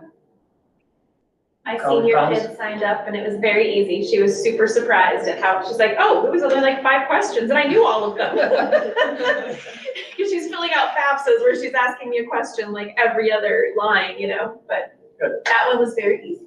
So, well done. Yeah. It is intended to be easy so that everybody does it. E-learning, I know that's ongoing, and you've asked me basically to bring that forward. This is just an FYI. Thank goodness for the weather that we've had. There was a string inside there where we missed quite a bit of school. It's nice that the kids have had that string now, especially toward the end of the semester, that we were able to now start the semester without any interruptions. So there's 4, we use 4 e-learning days. The state allows us 5, so we have 1 left. And approximately, depending on the grade level that you're talking about, we have 1 more closure that we could use, non-e-learning day. So we've got a buffer. March Madness could come in and our line come in, oh, like a line, is that what it is? Next thing is the land parcel. I keep you updated on that as well. A land parcel portion of it, Director Buck had asked that we check into something at the last meeting, maybe it was the meeting before that, with Prairie Island. I have now been able to get in touch with Noah White from the island, and we have a meeting scheduled for the near future. That just came up. I met with the agenda committee and then contacted Noah after that. We were communicating by email and then a couple of phone calls to him, specifically the phone calls got us sort of rolling again. So that is underway. Anybody have any questions on the land? It's been there for a little bit. We'll just keep on looking at it. Call that one person I asked you to. As soon as Noah got back to me, so I did not. Is the Want to make sure that discussion, is the discussion with Noah, is that like, are they interested in the property? That's what we're finding out. Okay. Director Buck wanted to make sure that if they were interested in the property, that we check with the island before at the agenda committee. The chair asked me to contact the next person, but very next day, no one got back to me, so I wanted to make sure that in contacting the landowner that's adjacent to the property, that I had an answer from no one prior to that contact. The school entry system, it's up and running. The upgraded system that we have in place, it's operational. I was out at Sunnyside, and I've actually been to all of the buildings with the exception of Cobble, which I plan to get to here coming up. And I've been to the buildings and making sure that it's up and running and it is working. I scanned myself through, as a matter of fact, just to make sure that it would register with a Wisconsin license, and it did. So I got my badge to be able to come in, so our neighbors in neighboring states would be able to utilize it as well. I talked with Mike Pagel, Principal Pagel, about Sunnyside. His parents said that they're accepting of it and everything is going very, very well. One of the interesting things that I didn't realize is that once you register and you have the app on your phone, he said now that he's registered, he pulls into the parking lot and his app comes up before he walks into the building. It's activated as he approaches the building. So he just has to walk in with his phone and register that way as he walks into the phone, and the app is already there. He doesn't have to go searching for it. The system automatically activates his phone so he can walk through. So all the buildings, with the exception of Cobble, have been in service. I went to them personally and talked to the staff, making them aware of their responsibilities within the building, with the badges and what it looks like so that they can relay that information to the parents. Because they're our main communicators as they come into the building, or if they talk with parents and their 24 little ones, parents have concerns, they'll go to the teacher first. So I wanted them to have first line information as to what it looked like within the building. So I did that with each one of them. Anybody have any questions on the entry system? Seems to be going very, very well at this point. That's all I have, Chair. Okay, I missed one thing back on the school board reports. And the information here, we had met the agenda committee meeting, and seems to be personnel. I brought up the last one of the times with no personnel at the workshops. So we're look at putting a personnel committee together in line with the agenda committee. When the agenda committee meets, their personnel, if there's personnel issues or personnel matters that Mr. Norton wants to bring forward, they'll have something there to bring them to before a regular meeting. So we just need that formation of that, and our suggestion is the chair and vice chair on that. On top of that, I would probably suggest if the chair and vice chair cannot attend the agenda meeting, that either the clerk or the treasurer be asked to fill in at that point. So you have two people there at least, to the agenda meeting and or any personnel meeting that might take place at the conclusion of the agenda meeting. Am I understanding that correct? Yes. Did I say that correctly? We haven't had a personnel committee for a couple of years now, and I feel like it's kind of getting lost, some of those personnel issues, and it might be good to just have a place where that lives if any issues come up before it comes to the full board, so we can ask the pertinent questions that need to be asked before it comes to the board. So we're not spending a lot of board time trying to figure out what's going on, especially since personnel issues tend to be a little more tricky to discuss in a public meeting, in an open meeting. So we think it's a good avenue for the superintendent, Mr. Norton. And if he's not here, whoever going down the road, and that people will always be on, whoever the chair and vice chair will always fill that spot. And I think it's just, you know what it is. Whenever the agenda meeting is, there potentially could be a personnel discussion about a topic that he or she wants to talk to us about. Fair enough?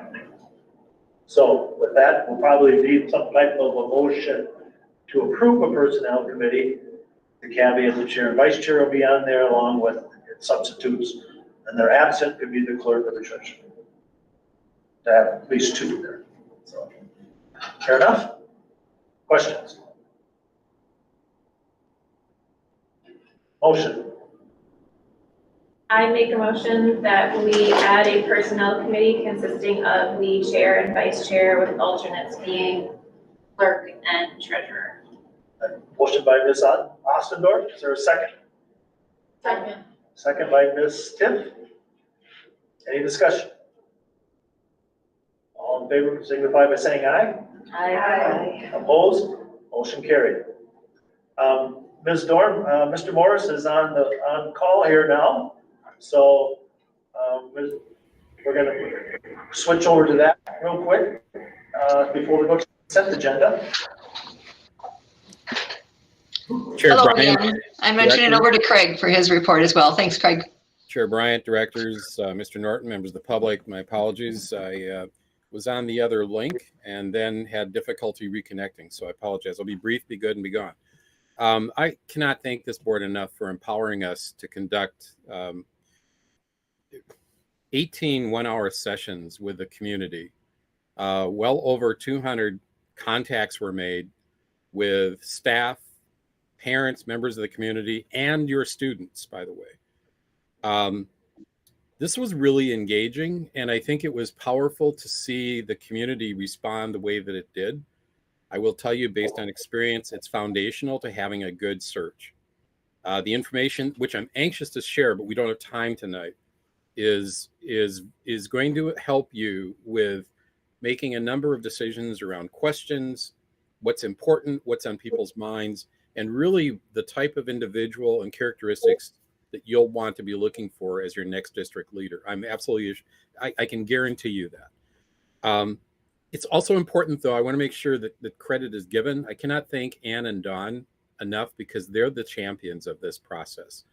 We provide a framework, they made it happen.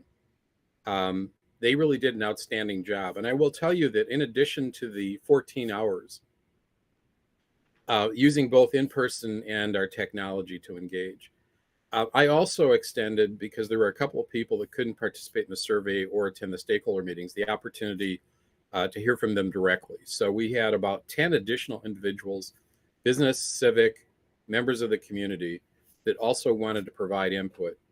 And those comments will be provided to you. If anyone's interested, I'm happy to talk with you offline about the themes, but those will be correlated with the format that was used for the stakeholder survey, and Barb has talked with you about that, or will be providing you more detail about that. And of course, we'll be meeting with you on the 23rd to address this in much more detail during the workshop. So with that, Chair Bryant, thank you. Again, I apologize for not being with you earlier. Happy to answer any questions or take any comments. No apologies necessary, Mr. Morris. Kudos to you and Barb for putting the time in to do this, and Dawn Wetter and Ann Jacobson and Ann Robertson. They did a tremendous job helping get this going, and thank you very much as we go forward in our search. So, anybody have any questions at all? You missed Barb's presentation before over there, Mr. Morris. Right. Thank you, Chair. I've actually heard Barb's, I applaud Barb. She does an outstanding job. Remember, we used to be competitors, so I had benefit of hearing Barb on several different occasions in a different setting, which is why we're working together today. Mine was very succinct, but thank you so much, Craig. I appreciated hearing about that, and it has been a pleasure. I am really looking forward to the 23rd when Craig and I can co-present the results of what your stakeholders shared with us. So if there aren't any questions from the board, we will sign off, but appreciate the opportunity to see all of you as well. Thank you again. Thank you very much. Have a good evening. Bye-bye, everyone.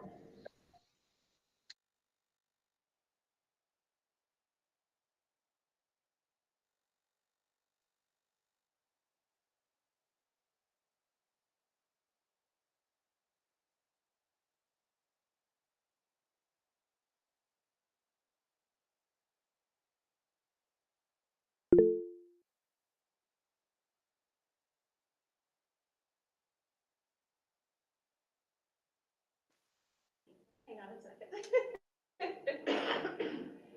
Can you hear Lisa? Hello, Lisa. Anyone listening? Oh, Can you hear? Yes, okay, she okay, has. Good. Apologize, everybody listening out there. We had a little technical issue, so we got it resolved, it sounds like. So back to the consent agenda. We have a motion by Ms. Hassendorf to approve. Is there a second? I'll second that. Second, Ms. Rowe. Discussion? Mr. Nemenich is on here retiring. Want to thank him. He's in person right now. Thank you very much for your years of service, and we wish you nothing but the best. Thank you. Well, and I would like to thank all of the, Right, but he's in attendance. I know, but we are grateful for all of our Absolutely. staff and their service. Thank you. Okay, all in favor signify by saying aye. Aye. Opposed? Motion carried. All righty. I'm gonna get caught up here. Donations and grants. Mr. Norton.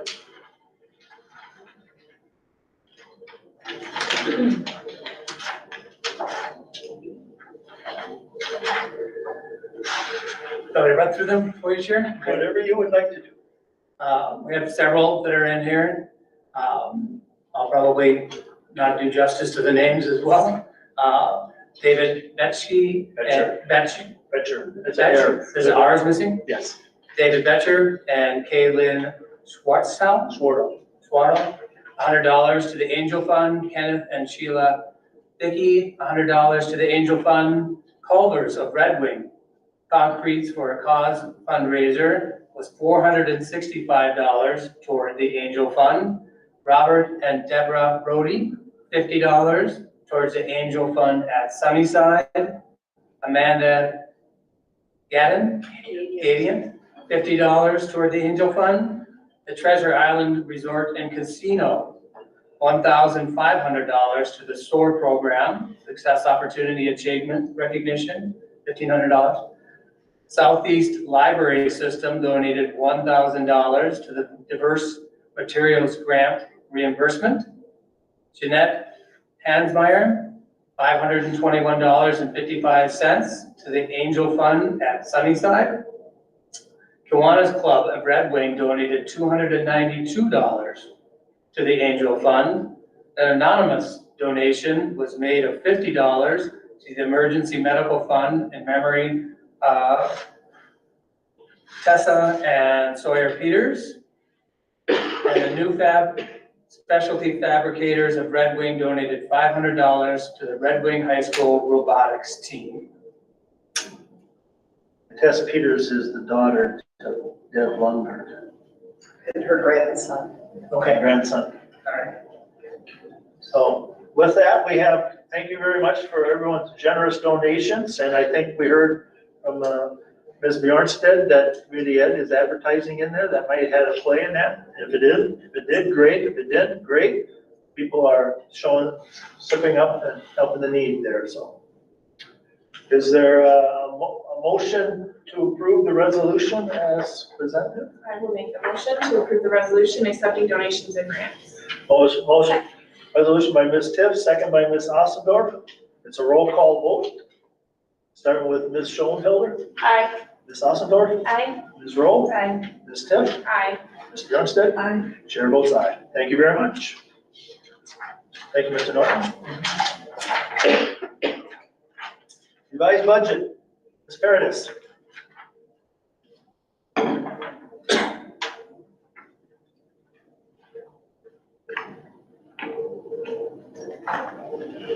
Well, good evening again. Good evening. So we talked a little bit in the workshop.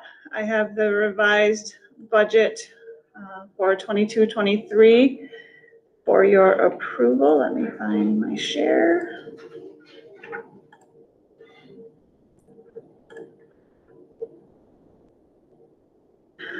The notable changes are we decreased 9 ADM from the adopted budget count. I updated our health insurance contributions with our renewal rates. As Chair Bryant mentioned, they did go up considerably. Not as much on the district end because we do have a lot of caps in there to the district contribution. But those were updated, and then updated our staffing to actual instead of projected. When we post for open positions, we make an assumption as to what we will fill the position at or what the salary will be. And now we have all the positions hired. There are still a number of open positions there with assumptions, but now those assumptions are for half year instead of a full year. Any questions at all for Ms. Paradis on the revised budget? Sad to see us down 9 ADMs. Hopefully we could always get that turned around some point. Yep. Trend.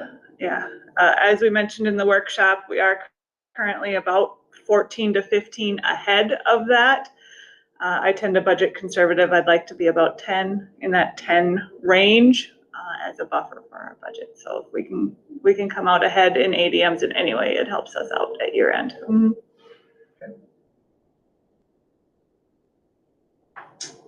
No questions? I'll entertain a motion to approve. So Moved by Ms. Ossendorf. Is there a second? second. Ms. Roll, second. Any discussion? All those signify by saying aye. Aye. Opposed? Motion carried. Thank you. Thank you. Who's presenting? Dr. Wagner, you and Mr. Nemenich? One or both, or come on up, calendar, 2023-24, 24-25 school calendars. You want to come up, Mr. Nemenich? You're co-chair of this. Bring a chair up if you'd like. Take one with me. They're more fun. Is my screen presenting? Yeah. So we have 2 academic year calendars to present, which I think is a feat that we didn't think we could hit, but we actually did. So I'll talk about some highlights and then I'll open up questions and then how we got to the 24-25 school year. So we did have 16 committee members, including Chair Bryant and Mr. Nemenich. All buildings were represented from Cavo, Sunnyside, Burnside, and the high school. And we looked at previous surveys that had been done with the school district in terms of when spring break should kind of fall, some natural ending dates with the quarter, with some staffing time for grading, as well as the end of the year, school year with half a student day and graduation, just kind of some traditional pieces. I will say it was comfortable consensus. We can't make everybody happy. We did a couple of surveys, so we met a couple of times, sent a survey out to each building's direct point person and then to all of our constituent teachers and support professionals to give some feedback on the calendar. So some notables that are very unique to the 23-24 and 24-25 school year are that we did ask for 3 new teacher workshop days only because onboarding of our new staff is critical to maintenance and retention and just getting them acclimated to our system and their buildings and who their people will be over the course of the year. We have a pretty robust workshop week that we negotiated starting in the buildings first and then coming into what would be a traditional workshop week with our kickoff and kind of calibrating what our teachers and our support professionals need. Also, that something that's very unique to the calendar is that, and I've spoken to the board about this before, is that we need a really cohesive professional development plan. And so we took that into account in terms of what are we looking at in terms of our literacy growth. So our letters training will actually be embedded into the contract. Letters training is quite significant. It's 40 plus hours. And I will say across the state of Minnesota right now, most districts are contending with the idea of wanting to have their teachers' letters trained, but not having enough time for them to do that. And so we were able to organize and embed some PD days specifically to our K-4 staff. Also, one thing that came as a consensus across the board with our surveys is that our staff felt towards the end of the school year, after the spring break time, there's just a lot of time without kind of a pause in instruction. So we added in one non-student contact day, actually a non-district day, I believe, in April, just to kind of break up the time before the end of the school year. We also proposed one fall full day of conferences across the board and one spring or winter conference day, which we will reevaluate. So we put it into both calendars with the idea that if it didn't really work out or we saw a lot of hiccups with parents being able to attend or interpretation services, we've had to stretch very thin. We will take a look at our 24-25 calendar and possibly do an MOU or really get feedback from our teaching staff about how that works. For the conference days, we really wanted to think about opening the entire day so that we weren't limiting evening conferences where some parents who work second shift weren't able to attend. And so kind of looking at the day hours. So I believe that's You know, everything. All the We kind of, important things there, yeah. we cut out kind of the half day or early release right before MEA and right before Thanksgiving. It's just kind of a challenging time right there to throw some really strategic PD in at that time. And so we embedded it elsewhere in our calendar. So again, comfortable consensus. That wasn't, I mean, I think we had about 90% agreement that we felt like this was the strongest calendar moving forward. And then essentially replicated it for the 24-25 school year with the calendar committee. So we actually finished this up in early December, but took a little bit of time to get it onto the board agenda. So questions for the group? I have two questions. So one thing that stands out to me is that we're starting after Labor Day, but for the 2 years you have proposed, we're done in May. Right. So we've never been done in May before that I recall. So is that because we have e-learning days now that we can stay? So we actually have, so our state statute, we have all of the hours expected for 1-6, 7, 12. And then we also work with Cobble for their unique calendar, but we do have some buffer in there as well. So we actually have more time than needed, which allowed us to have that end of May. And you may be able to talk a little bit more to the historical context of end of May. Yeah, well, it just, I mean, I was a little shocked on that as well. I mean, you know, that we had that extra time. But I think, as you'll see in the next year's calendar, we have some workshop days the next week, and we thought that was really kind of a nice addition for, and believe it or not, our staff that was involved in that committee really thought that was, most staff felt that was really a good thing. It was a good time to have that. As far as the time goes, I don't think it has to do necessarily with e-learning or anything like that. I think it just worked out that way, with the different days in there and maybe taking out those half days and things like that. The 3 days that you see in June are actually going to be curriculum writing days. So opportunities for teams to come together to do horizontal and vertical alignment, which right now we don't have strategically planned within our calendar, which ends up being actually an added cost if we have them as paid curriculum writing days, which is what we're doing this year. The other thing too that was presented to us is the credit recovery time is required to be done before the end of June. So that gave us a little bit more time for students who needed to recover credits for our credit recovery program as well. And then one last question I had is, I'm on the calendar committee now. I haven't seen like 2 years proposed before. Is there a reason that we're proposing 2 years instead of 1 year? We did that last time. We approved 2 years. We did 2 years. I don't think we approved it though, did we? They got their work done ahead of time. So I think before we switched over committees, I was still on that. I think early January we met before we switched committees, but they'll be working next year on the 25 year. Is there a benefit to approving 2 years versus 1? Most districts will have 2 years on their calendar just for planning. It's very interesting, the amount of community outreach to me since December about planning ahead. For example, Sheldon Theater plans 2 years in advance for some of their tours that come in. And so they're wondering when our spring breaks are, when kids will be in session. So it's very useful for our community as well. And just for our own staff to kind of be planful, you know, for family vacations and trips, and for us to just be, I just don't think there's anything wrong with planning ahead. So I don't. It's very common. Yeah. We always had 2 years. The only thing that might play into this, if we get a lot of bad weather and we have to make up days, we may have to look at going into June, even though graduation is that day. Just so you know, right now the plan is not to. Right. But we talked about that. If we all of a sudden we get besieged really bad, we may have to. But we do have some fun. We don't want to do that. Right. It'd always be a caveat of something that worst case scenario. So to speak. But yeah, I kind of brought up, I was in agreement with the May, because like, I like the idea. I don't know why. I said, why can't we get it done between Labor Day and Memorial Day? You know, get our days in.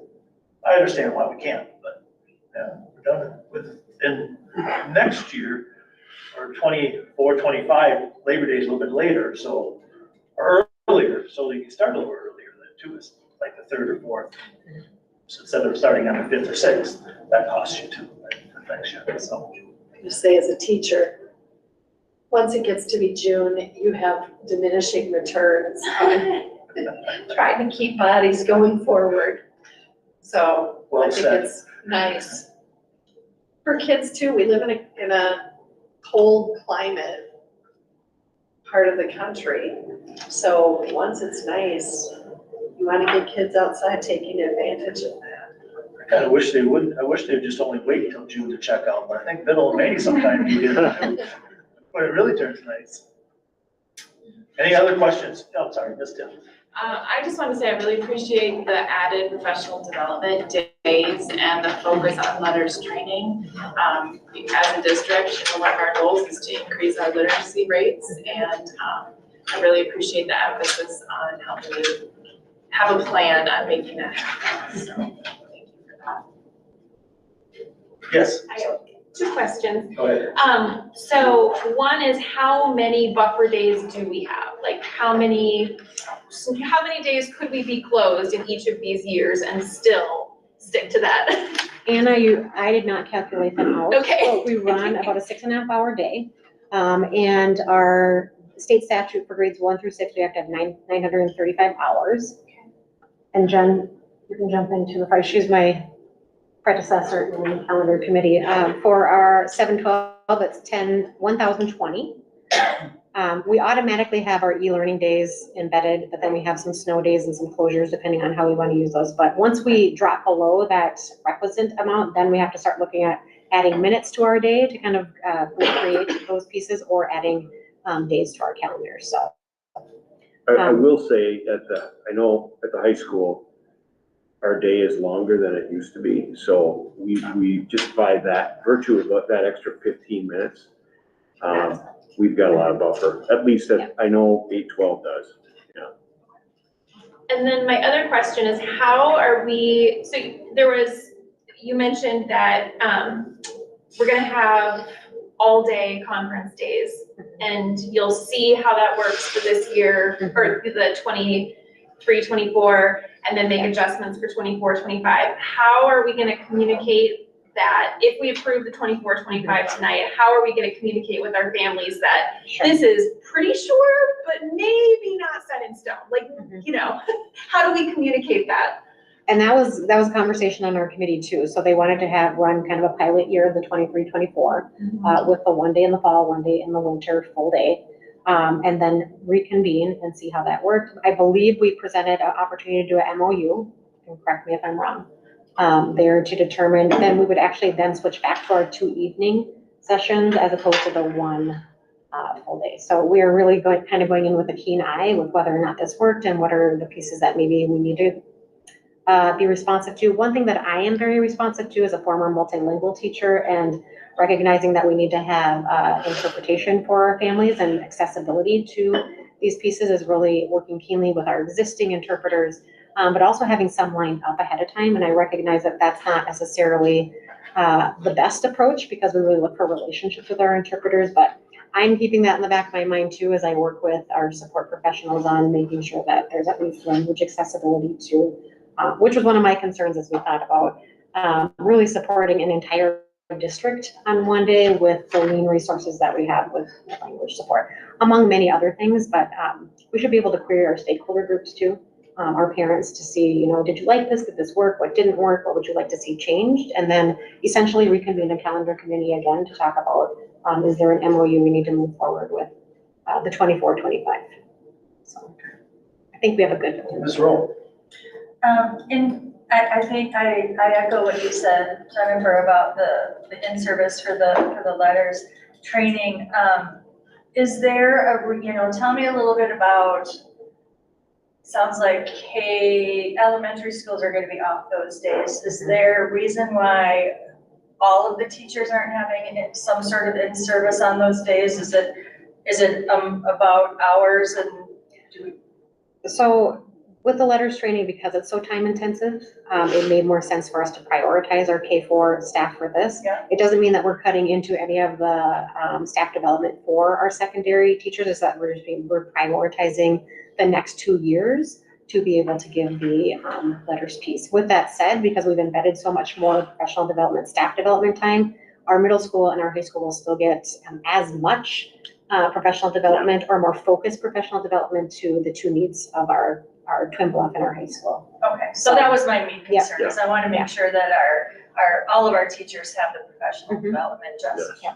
you know. The other thing that I'm wondering about is, I saw the all-day conference days are on Thursdays, so we're having all-day Thursdays off. Or did I not? One see day, that? the Monday's a 23rd, Monday, but Monday's a I think I was Thursday. looking at Yeah. both years. Yeah. There's Thursdays. Is there a little concern about having a Thursday off in the middle of the week and not recapturing those kids on a Friday? we went through a whole round of, Should And I we bet do you did, but I just, like, as a Thursdays? parent, I'm like, oh, Yeah. that's not gonna be the easiest as a parent. we looked at sporting events, we looked at activities calendars, we consulted with Paul Hartman, we just really talked about, and so the comfortable consensus was we would offer one on one day in the fall and then an alternative, not the same day. Again, and again, it kind of comes back to that, let's see how it works, how many conflicts came up, how well is it attended, how well can we support it, with efforts to look at the 24-25. That's really where we kind of ended up with, and jump in if I'm wrong, with, you Quite a know, discussion. They It was. More than an Oh, hour. I bet. Yeah. Yeah. I know. I know there's a lot, Yeah. I've been on the calendar committee too, and I know there's a ton of details that go into that, so thank you for all that great work. I'm also wondering if we want to, vote on just the next year and keep the other, I mean, we're not losing any work by not voting on the second year, but maybe it's easier to vote on 1 year and have a tentative schedule for the next year to see how you want to do You this. can do it that way. Otherwise, you can vote on both, and then if you have more information to come back, you can modify it, kind of like a revised budget Sure. too. We can modify the Okay. calendar, because I do agree that planning is really important to Sure. people. Yeah. But no matter what, we found in the calendar committee, you're not gonna get unanimous agreement to everything about it. Right. I got Rachel, I got Mr. Schoenfelder first, and then Mr. Johnston. I just had a comment I was gonna make, that if we're blocking those days as full conference days, it would be nice to not have IEP meetings scheduled during conference times when parents are coming for conferences and teachers are not available because they're pulling a group of teachers for a single student's IEP meeting. That's kind of been a frustration, I think. okay. I don't think we would do that on the, It's good to not, yeah, It has happened though Oh, on yeah. those evenings, conferences where you come for a conference and teachers aren't available because they pull a whole slew of teachers sure. for yeah, a single meeting with a student. that's a good point, and actually, it's a hard thing to balance, because those IEP meetings are so convenient when you have, a core group of that child's teaching staff that works with them there, but your point's well taken. I mean, that can be hard, because I just don't want these days off to turn into IEP meetings. And so Right. parents come for conferences and it's really turned into an IEP day. That's my only concern with voting for those. Okay, well, that's something that principals and stuff will have to, and the teams will have to do that. yeah. Good point. Mr. Jones? Well, to kind of piggyback on what Rachel is saying, as a teacher, I know that it's hard to get those meetings in. But when I taught 6th grade and our conferences were in kind of the arena scheduling, so in 6 through 12, you sat there and waited for parents to come. And I felt uncomfortable leaving for a block of time to go to an IEP meeting, knowing that I might have parents trying to talk to me and I wasn't there. So it really is a difficult balance, but I think if you're doing it in one day, More questions. it takes more time.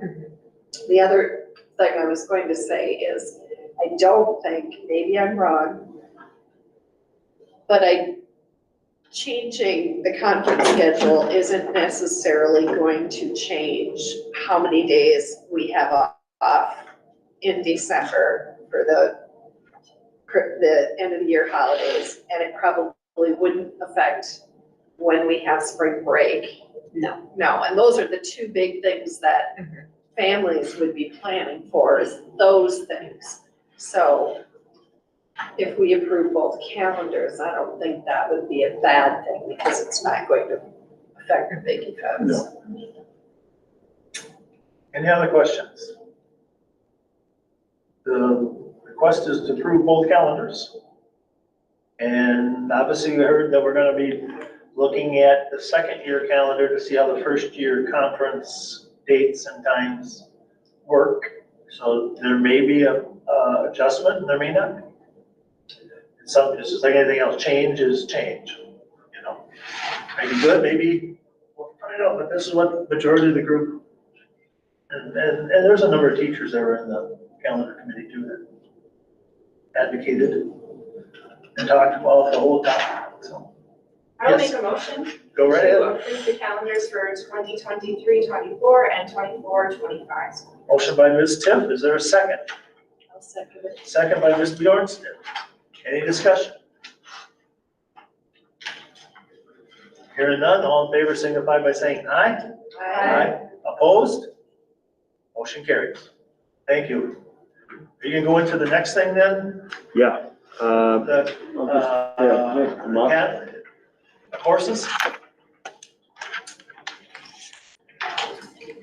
So we would like to present the course catalog for this coming registration period for the upcoming school year.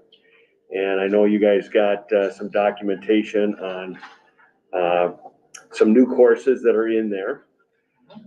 So that's kind of what we're here to do, is present, I guess, ask questions, because I know you've got the documents in front of you. If there are questions that you have of us regarding any of the new courses and or the course catalog in general. And anything I'm missing here? I'm happy to go through the kind of the summary sheet because there's about 65 pages to kind of work through, and you have to have both documents to see all of each page. What's that? If you would like. This came up after our agenda meeting because Dr. Mark Wagner contacted me and said we need to have it done before a certain date. Yes. So that was why it wasn't at the agenda committee, and that's why it was added after the agenda had come out. So. Yeah, registration, just for everybody's information, we're starting the registration process next week. And so parents will be getting students and parents will be getting the information, and then we're gonna have about a week and a half before we're gonna have our registration night on the 23rd, which is a Thursday night. It's a really nice night to have it because there aren't a lot of activities that night, and so it was a good, which is rare in late February, but we were able to find that. So we're gonna have registration night at the high school when parents and students can come up and talk to the teachers about what they're planning to take, and are there questions, if they have questions regarding that, and then any questions they might have on how to register for next year. And then anybody who's not able to attend, they can turn their information in the next day. So our registration will close on Friday the 24th. So that's basically, we're going to start on the 13th with handing information out. So it's about a 2-week process. So we could spend hours on it if you wanted to. Otherwise, I think we should just approve it, let them go do their job. Nope, don't want to approve it? No, I have some questions. Go right ahead. yeah, I'm staying, Go so ahead. please ask that's questions. good. That's good. Well, my biggest questions really come around the honors classes, because in this packet, we're dropping the honors English, or eighth, sorry, eighth, yeah. And so I'm confused why we're doing that or why that decision was made. That's a process that started last year, and it really has to do with equity and how those classes are being, who's being selected for them and how that's being done. And what we're trying to do is allow for as many students as possible to have that opportunity to take what might be an honors track by doing it within their regular class. So it's not that we're taking away any opportunity for an honors track. What we're hoping is that students will be able to have that access within a regular class. So everybody will have the opportunity for it this way. And that's the idea behind it. We started the process by moving away from that with 7th grade. This year would be the 8th grade. And then it'll continue on 9th and then into 10th. So do I understand this right, that you're pulling away the option for an honors to essentially make an equitable course For all. everyone? Yeah. Mm-hmm. And that everything that was taught in the honors class is going to be taught in the non-honors class? We're giving that option for that track, yes, within the curriculum of the regular class. So what would be the option? If you would usually go into the honors 8, what would be the new option? So what we're hoping is that we'll keep that option for any extra curriculum that they would be, anything beyond what they would have done in the regular class that was done in the honors, they'd still have the option to do that, but that's the choice of the student. And So it's outside work? Or what do you yeah, mean it's and the or option of the student? It's not part of the curriculum? If it is part of the curriculum in that it's differentiated instruction, and it would the teacher would be giving that student that opportunity if they so chose. like it would be work outside of the class, I mean, outside and inside, yes. but the other students wouldn't have to do that? They would not have to take that choice if they chose not. I'm just really confused. I don't know why we aren't honoring or offering an honors class. Like, were the English teachers part of this decision? We've discussed this with the English department, and this has been like I said, this started a year ago. We were moving in this direction, so yeah. Okay, so they knew this was coming, they were part of that? Mm-hmm. Okay. More questions? Well, I know too, like one other thing I was gonna ask was another dropping of like an honors physical science class, that like disappeared as well. It's not really mentioned in here as part of the switch up, but our honors science, our honors physical science was dropped as well. So physical science moved from 9th grade to 8th grade with the change of the science standards. And so the honors for the physical science was based on the math concepts that were there. Basically, some students hadn't had access to that math. Now, no students will have had access to that level of math before, so there isn't really a differentiation that's in there anymore. So it's gonna be the same. That was kind of the big difference between the 2 science classes, was the level of math that students would have coming in. But moving to 8th grade, it's no longer there. That makes sense. So now physical science is an 8th grade class, Correct, and yep. 9th grade science is earth science. Earth science, Yeah, correct. those are the new state standards. Ms. Rowe?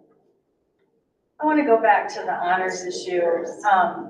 I don't think we as a board ever okayed or discussed and voted on the elimination of any honors programs. I believe it came forward to this board as we're gonna change 7th grade, but it I heard your vision, but we never formally agreed to that vision. I have a really difficult time psychology-wise, when you think about students in the classroom. If my kid, and we've had this discussion many times in the 7 years I've been on this board, that there has never been a true gifted and talented program. We've never spent any time in my time here really focusing on and building somebody's gifts. We've always been talking about how can we bring up kids who may be struggling, and that absolutely has to happen, those conversations. But we're here to support all children and all education, not just the middle ground. I'm not okay with that. I think we need to have supports for students who are struggling. We need to have supports for students who need to have as much given them as possible. Now, psychology-wise, it will tell you that if you put all three low, middle, and high achievers in one classroom and you're teaching to the middle, my kid who may be gifted, I'm not saying he is or isn't, but my kid is not gonna say, oh yeah, I'm gonna do all this extra work when I don't have to. I'm gonna go down here. And this kid down here who's struggling is also going to be feeling kind of like, geez, I don't belong here either because I'm not in this middle pocket either, and is going to lessen, their needs are not gonna be met either. So I think we're doing a huge disservice. And I understand what you're saying, giving kids a pathway, I understand that, but I also think that we're missing the boat on supporting kids who actually do need a higher pathway, because we've never done that. We're not doing it, we're putting them in the middle and saying, here, if you want extra work, we're gonna give you this. A teacher doesn't have the ability to work. I think when we have an honors pathway, there's a different path for those students who can be pushed further. I don't see that happening when you put all the students together in one classroom. And I know the education system is changing and we're looking at different, I get where you're coming from, because I know the literature is saying, let's do this. I think it's a good idea. We've had some good success over here. I'm struggling a lot with that. Gonna answer that at all? I would argue it's the opposite, actually. I think our curriculum is, you know, when you look at what we offer, it's heavily weighted towards students who are, you know, I would say, you just have to look at our curriculum and say, look at all the AP classes we offer, all the concurrent enrollment classes we offer, college and the schools stuff. We got a lot of stuff that way. So I would argue it's actually the opposite. I think we probably don't do enough on the other side. And that being said, I do think we need to offer. I think what we've found is that part of the problem with honors classes or, anything where you're enriched or whatever is that we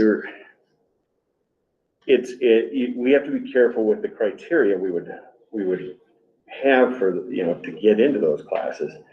And what you find is that our classes are, they're missing a good, portion of our student body. It's not representative of our student body is what I would argue. That's why we say it's maybe not as equitable as it could be. Are you talking academic equitable of our student body, or?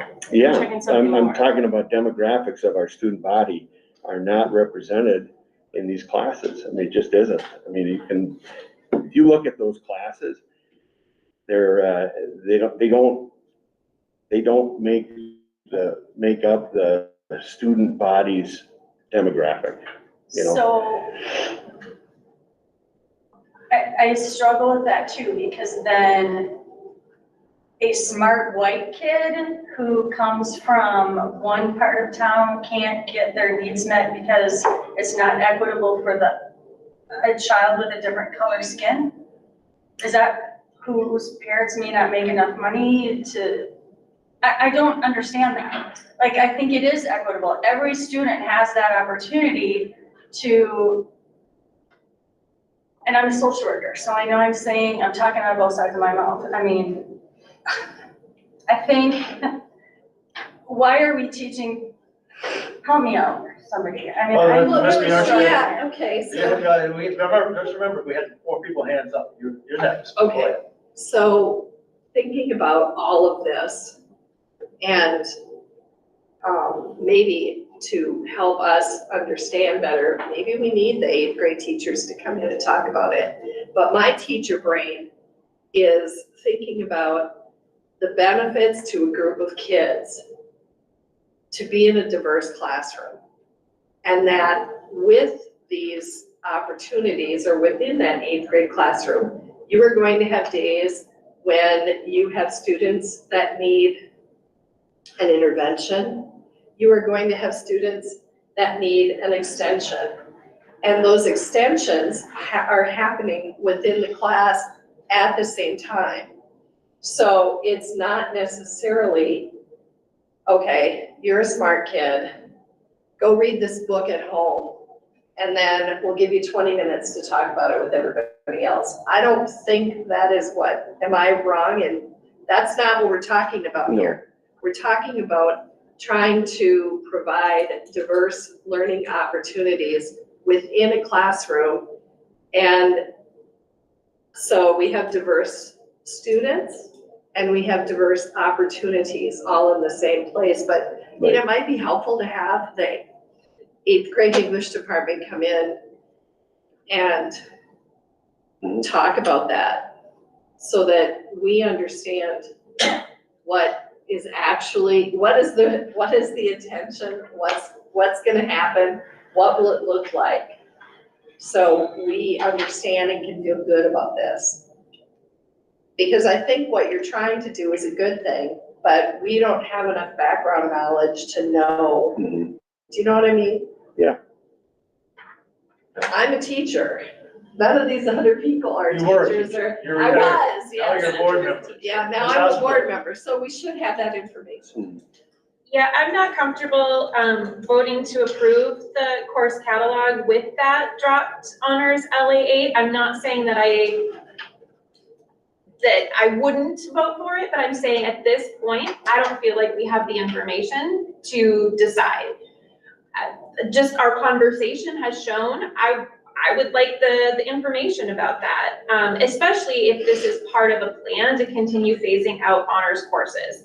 I feel like I would like that information. What are the demographic breakdowns in those classes? How are we selecting kids to enter those classes? What kind of pathways do we have? If we don't have honors 8, honors 9, honors 10, are those kids set up to be able to take AP Lang Comp and AP, what's the other one? Lit in those junior, senior years?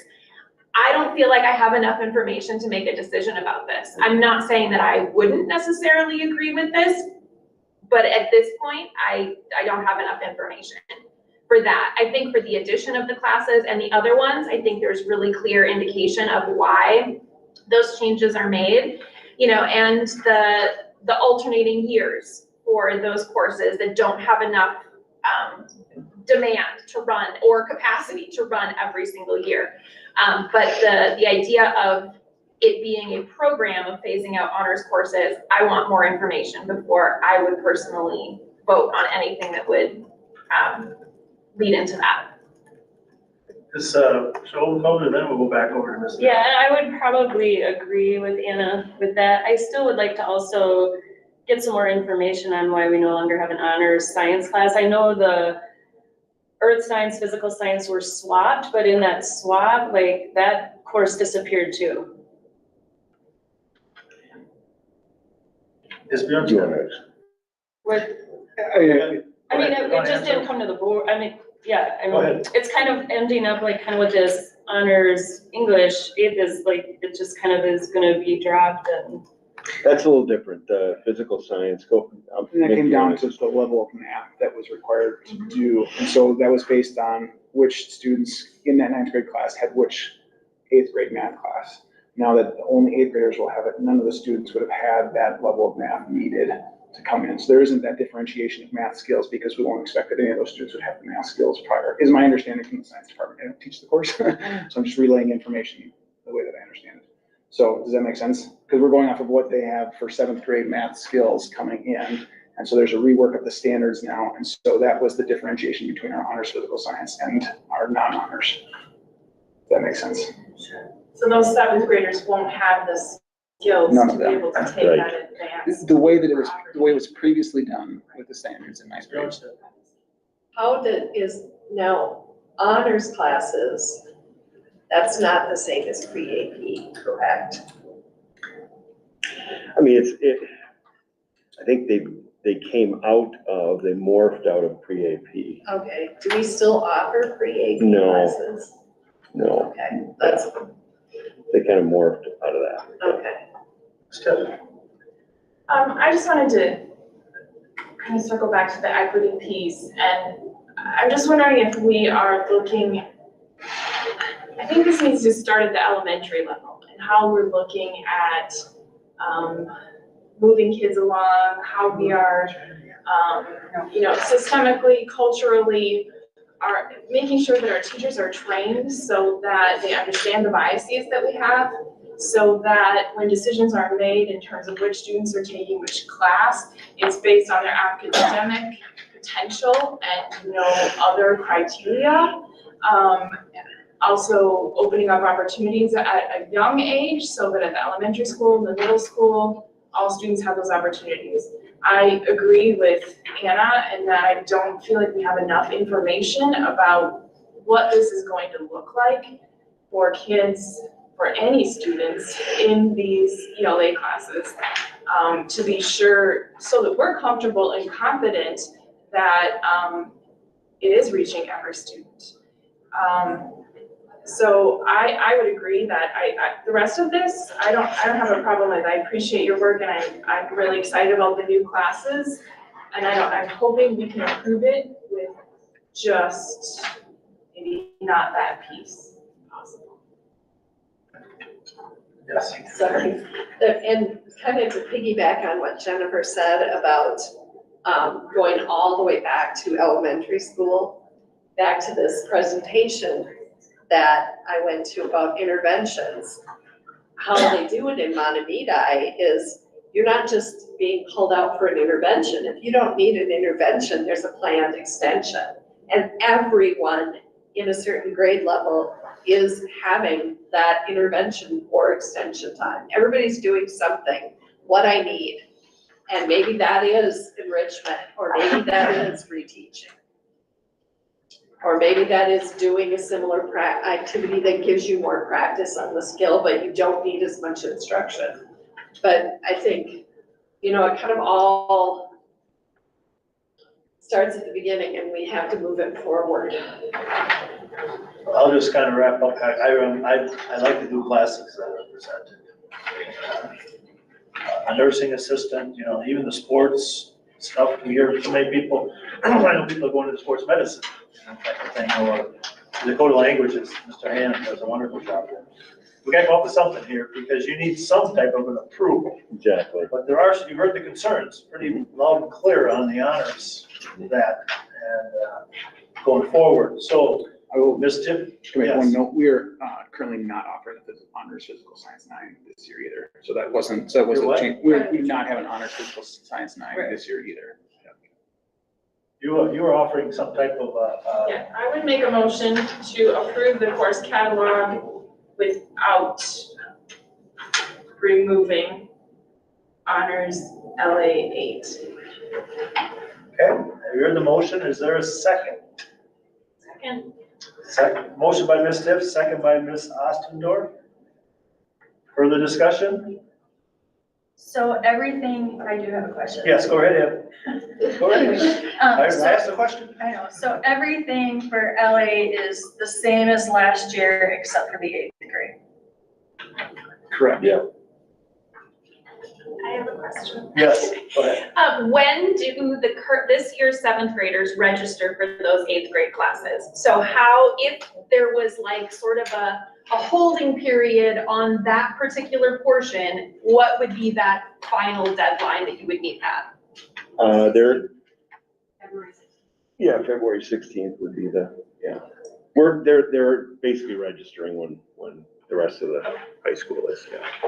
Go ahead. Ms. I'd Rowe. really like to just hear some input as well from the teachers who teach language arts. I'd really like to hear from them on how they're feeling about this idea and these changes and how that, I mean, they're the ones that are teaching us, so I'd really like to hear from them.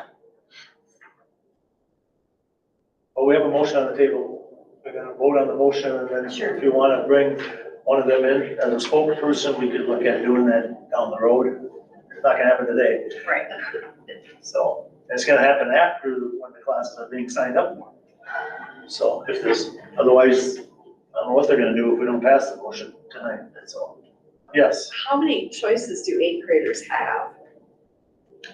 I mean, they have their core, Right, and then you've got electives. There's a number of different electives that they can take. okay. So off the top of my Are head, they I as don't know. choice driven as like No, 9 through 12? No. So it's much more structured. right.